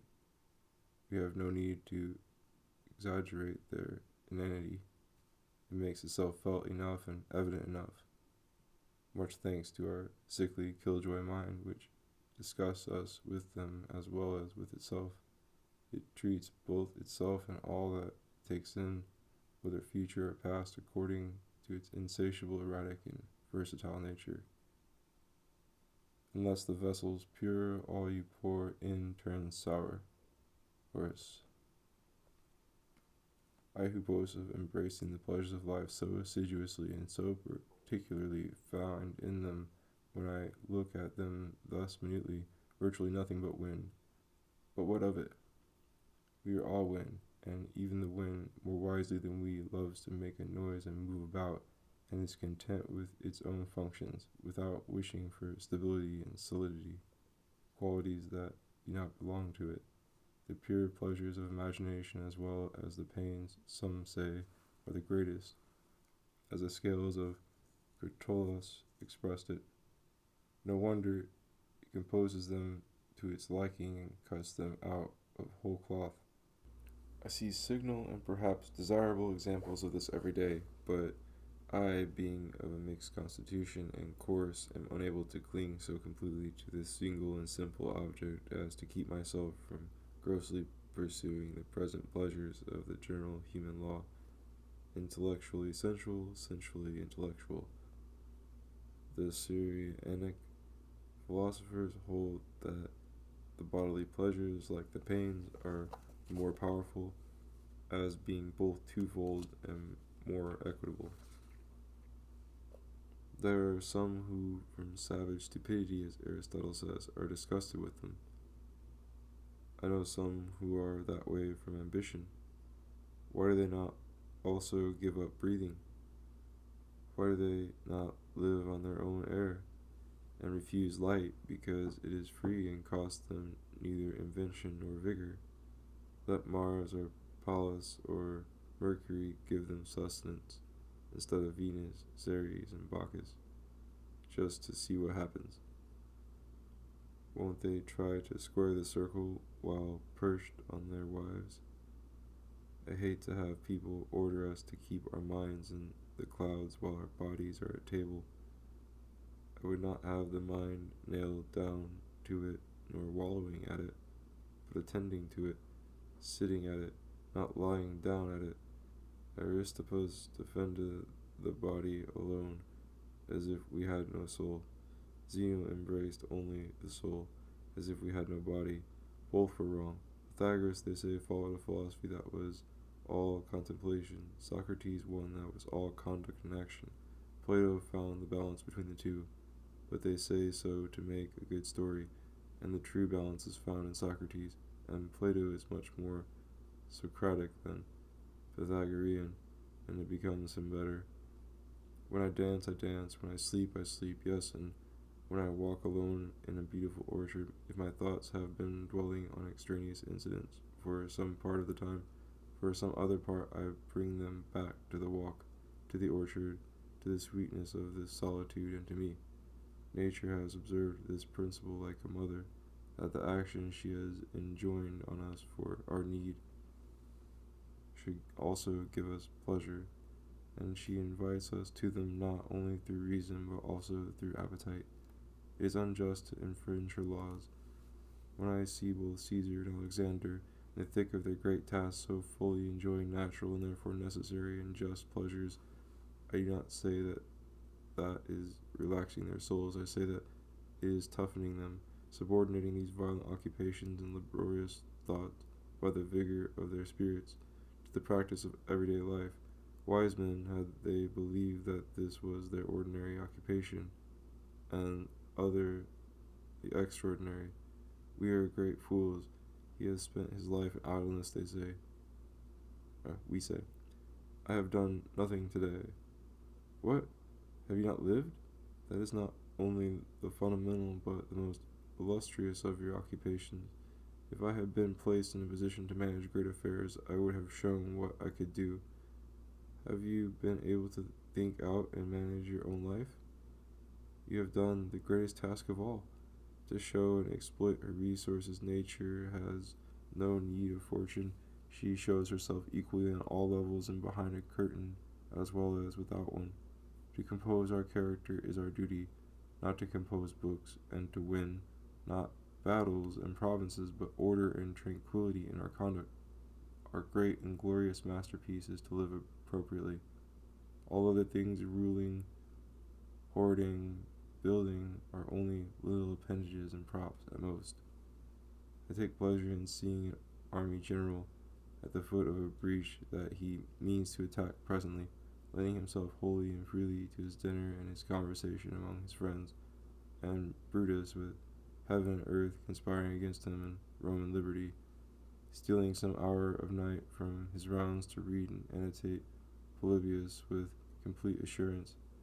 It is for little souls buried under the weight of business to be able to detach themselves cleanly from it, or to leave it and pick it up again. Brave men who have endured with me worse things now banish cares with revelry. Tomorrow we shall sail the mighty sea. Horace. Whether it is in jest or in earnest that the Sorbonne acquired its proverbial reputation for theological drinking and feasting, I think it right that the faculty should dine all the more comfortably and pleasantly for having used the morning profitably and seriously in the work of their school. The consciousness of having spent the other hours well is a proper and savory sauce for the dinner table. Thus did the sages live, and that inimitable straining for virtue that astounds us in both Cato's, that disposition severe to the point of being troublesome, submitted thus meekly and contentedly to the laws of human nature and of Venus and of Bacchus, in accordance with the precepts of their sect, which requires the perfect sage to be as expert and versed in the enjoyment of the natural pleasures as in any other duty of life. A wise palate should go with a wise heart. Relaxation and affability, seems to me, are marvelously honorable and most becoming to a strong and generous soul. Epaminondas did not think that to mingle with the dance of the boys of his city, to sing, to play music, and to concentrate attentively on these things was at all derogatory to the honor of his glorious victories and the perfect purity of character that was his. And among so many admirable actions of Scipio, the grandfather, a personage worthy of the reputation of celestial descent, there is nothing that lends him more charm than to see him playing nonchalantly and childishly at picking up and selecting shells and running potato races by the sea with Laelius, and in bad weather amusing and tickling his fancy by writing comedies portraying the meanest and most vulgar actions of men, and his head full of that wonderful campaign against Hannibal in Africa, visiting the schools in Sicily and attending lectures on philosophy until he armed to the teeth the blind envy of his enemies in Rome. Instead of this phase, Montaigne had written in 1588, Scipio the Younger, everything considered the first man of the Romans. His first attribution was the correct one. Is there anything more remarkable in Socrates than the fact that in his old age he finds time to take lessons in dancing and playing instruments and considers it well spent? This same man was once seen standing in a trance an entire day and night in the presence of the whole Greek army, overtaken and enraptured by some deep thought. He was seen the first among so many valiant men of the army to run to the aid of Alcibiades, who was overwhelmed by enemies, to cover him with his body and to extricate him from the melee by sheer force of arms. And the first among the people of Athens, all outraged like him at such a shameful spectacle, to come forward to rescue Theramenes, whom the 30 tyrants were having led to his death by their satellites, and he desisted from this bold undertaking only at the remonstrance of Theramenes himself. Though he was followed by only 2 men in all, he was seen when courted by a beauty with whom he was in love to maintain strict chastity when necessary. He was seen in the battle of Ilium to pick up and save Xenophon, who had been thrown from his horse.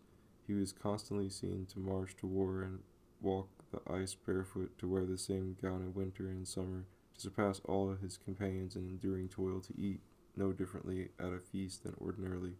He was seen for 27 years to endure with the same countenance hunger, poverty, the indocility of his children, the claws of his wife, and the colony, tyranny, prison, irons, and poison. But if that man was summoned to a drinking bout by the duty of civility, he was also the one who did the best in the whole army, and he never refused to play at cobnut with children or to ride a hobby horse with them. And he did so gracefully, for all actions, says philosophy, are equally becoming and honorable in a wise man. We have material enough, and we should never tire of presenting the picture of this man as a pattern ideal of all sorts of perfection.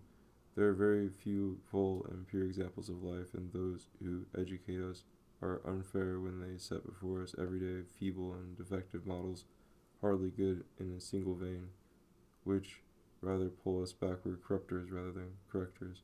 Popular opinion is wrong. It is much easier to go along the sides, where the outer edge serves as a limit and a guide, than by the middle way, wide and open, and to go by art than by nature.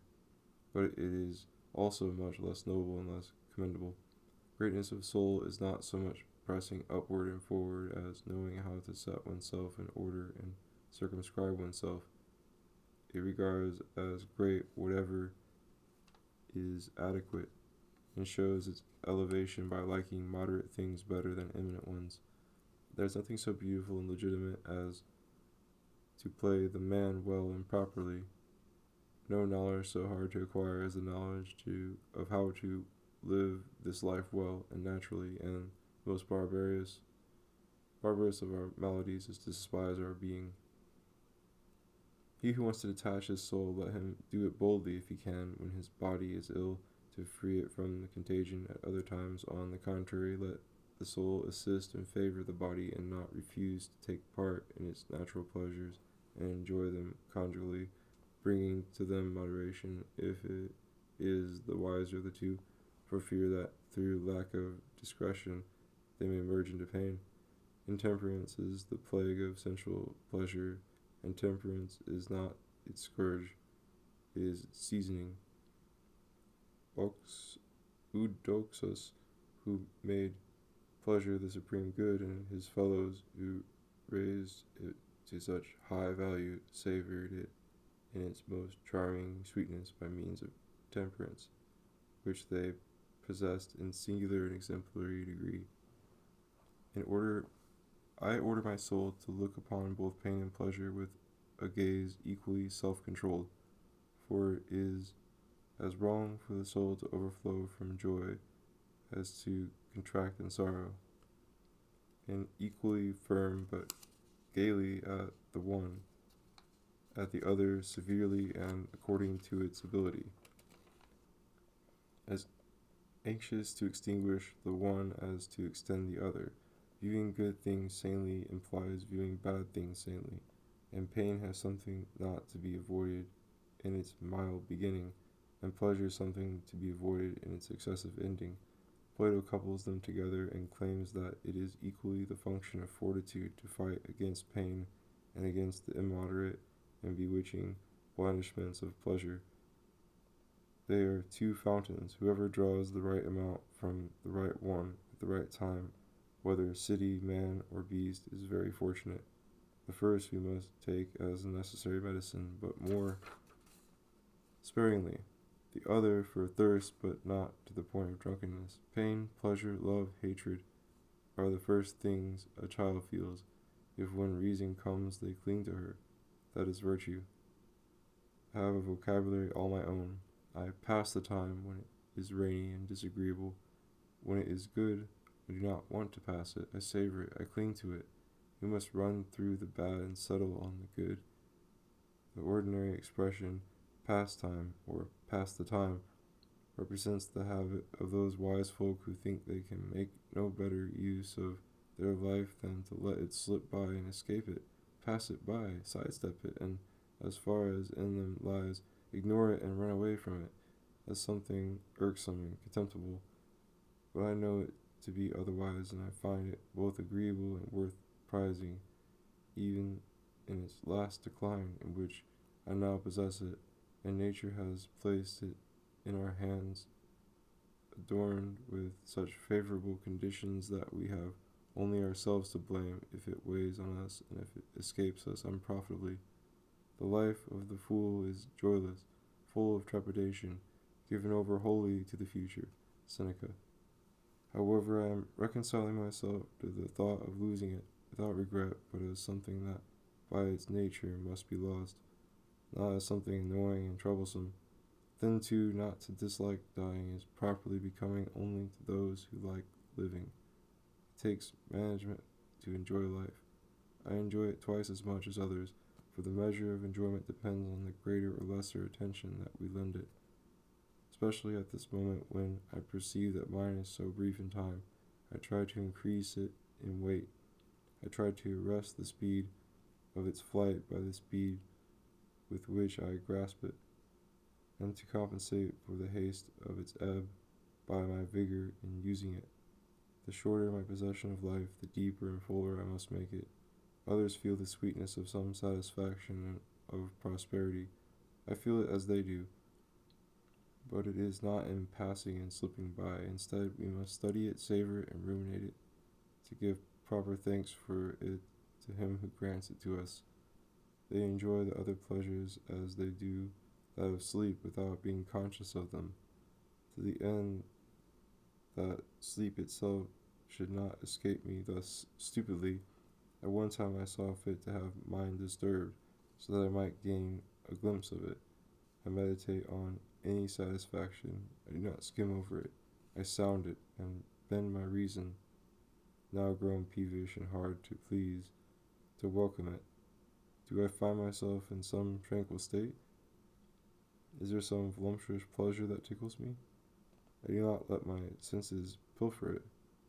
I bring my soul into it, not to implicate herself, but to enjoy herself, not to lose herself, but to find herself. And I set her, for her part, to admire herself in this prosperous estate, to weigh and appreciate and amplify the happiness of it.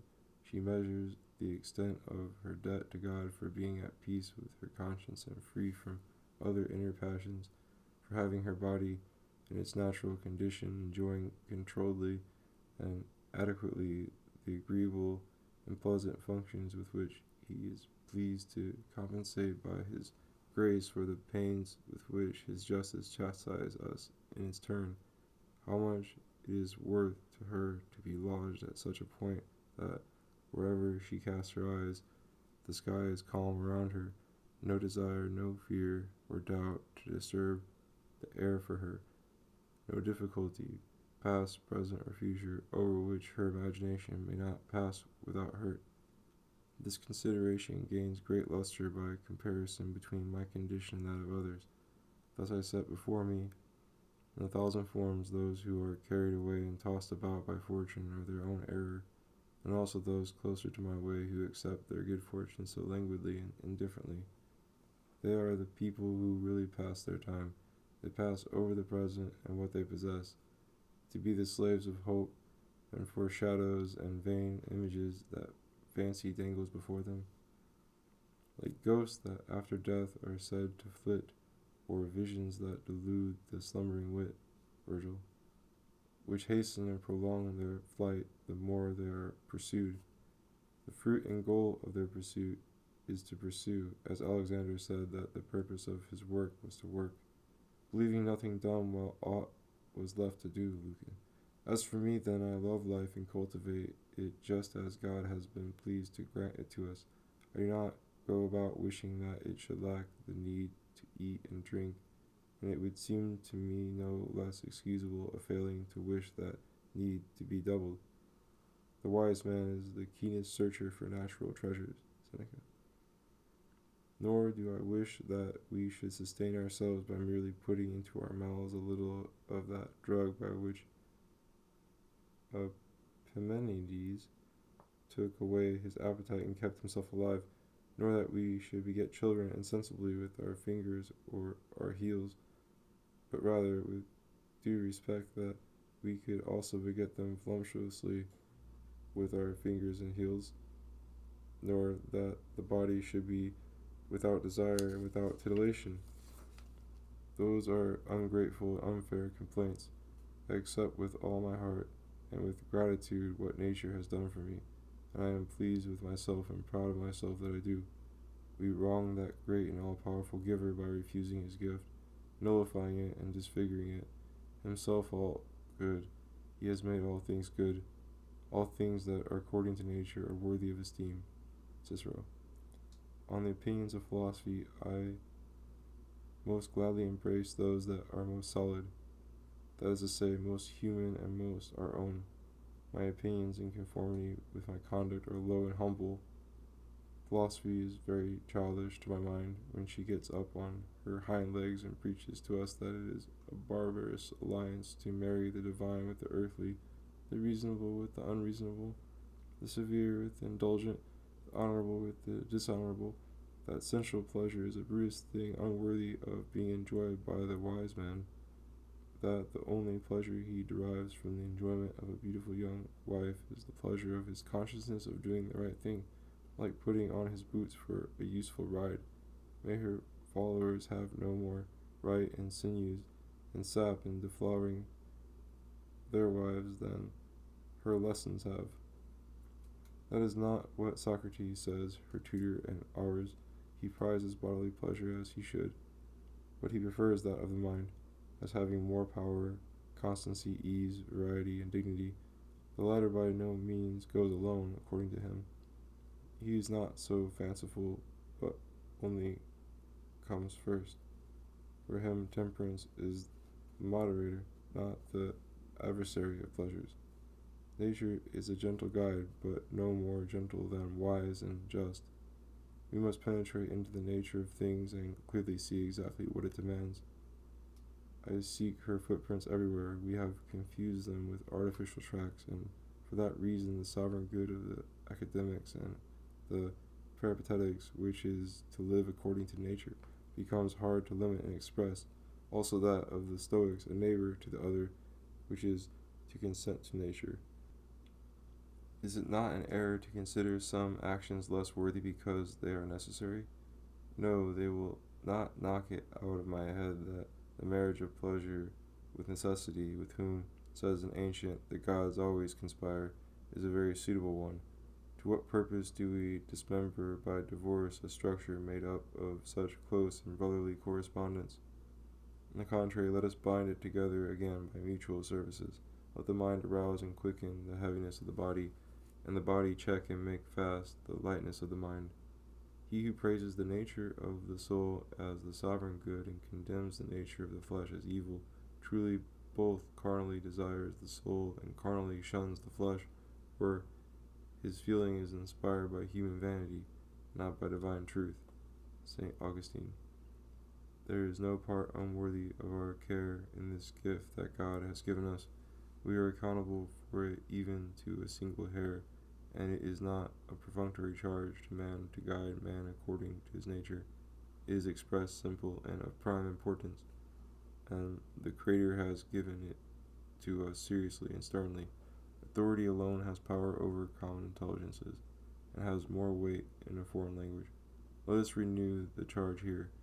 Who would not say that it is the essence of folly to do lazily and rebelliously what has to be done, to impel the body one way and the soul another, to be split between the most conflicting motions?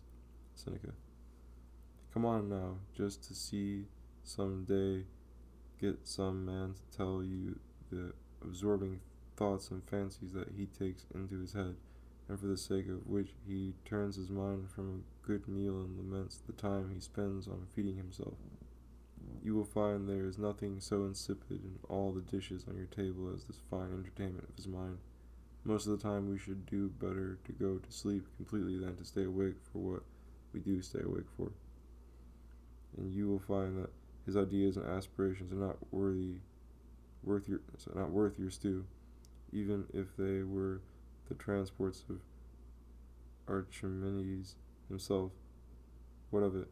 I'm not here touching on or mixing up with that bratish rabble of men that we are, or with the vanity of the desires and musings that distract us, those venerable souls exalted by ardent piety and religion to constant and conscientious meditation on divine things, who, anticipating by dint of keen and vehement hope the enjoyment of eternal food, final goal and ultimate limit of Christian desires, sole constant and incorruptible pleasure, scorn to give their attention to our beggarly, watery, and ambiguous comforts, and readily resign to the body the concern and enjoyment of sensual and temporal fodder. That is a privileged study. Between ourselves, these are two things that I have always observed to be in singular accord: supercelestial thoughts and subterranean conduct. Aesop, that great man, saw his master pissing as he walked. What next? He said. Shall we have to shit as we run? Let us manage our time. We shall still have a lot left idle and ill spent. Our mind likes to think it has not enough leisure hours to do its own business unless it disassociates itself from the body for the little time that the body really needs it. They want to get out of themselves and escape from the man. That is madness. Instead of changing into angels, they change into beasts. Instead of raising themselves, they lower themselves. These transcendental humors frighten me like lofty and inaccessible places. Nothing is so hard for me to stomach in the life of Socrates as his ecstasies and possessions by his daemon. Nothing is so human in Plato as the qualities for which they say he is called divine. And of our sciences, those seem to me most terrestrial and low which have risen the highest, and I find nothing so humble and so mortal in the life of Alexander as his fancies about his immortalization. Philotas stung him wittily by his answer. He congratulated him by letter on the oracle of Jupiter Ammon, which had lodged him among the gods. As far as you are concerned, I am very glad of it, but there is reason to pity the men who will have to live with and obey a man who exceeds and is not content with a man's proportions. Since you obey the gods, you rule the world. Horace. The nice inscription with which the Athenians honored the entry of Pompey into their city is in accord with my meaning. You are as much a god as you will own that you are nothing but a man alone. Amyot's Plutarch. It is an absolute perfection and virtually divine to know how to enjoy our being rightfully. We seek other conditions because we do not understand the use of our own, and go outside of ourselves because we do not know what it is like inside. Yet there is no use our mounting on stilts, for on stilts we must still walk on our own legs, and on the loftiest throne in the world we are still sitting only on our own rump. The most beautiful lives, to my mind, are those that conform to the common human pattern with order, but without miracle, without eccentricity. Now old age needs to be treated a little more tenderly. Let us commend it to that God who is the protector of health and wisdom, but gay and sociable wisdom. Grant me but health, Latona's son, and to enjoy the wealth I've won, an honored age with mind entire, and not unsolaced by the lyre. Horse.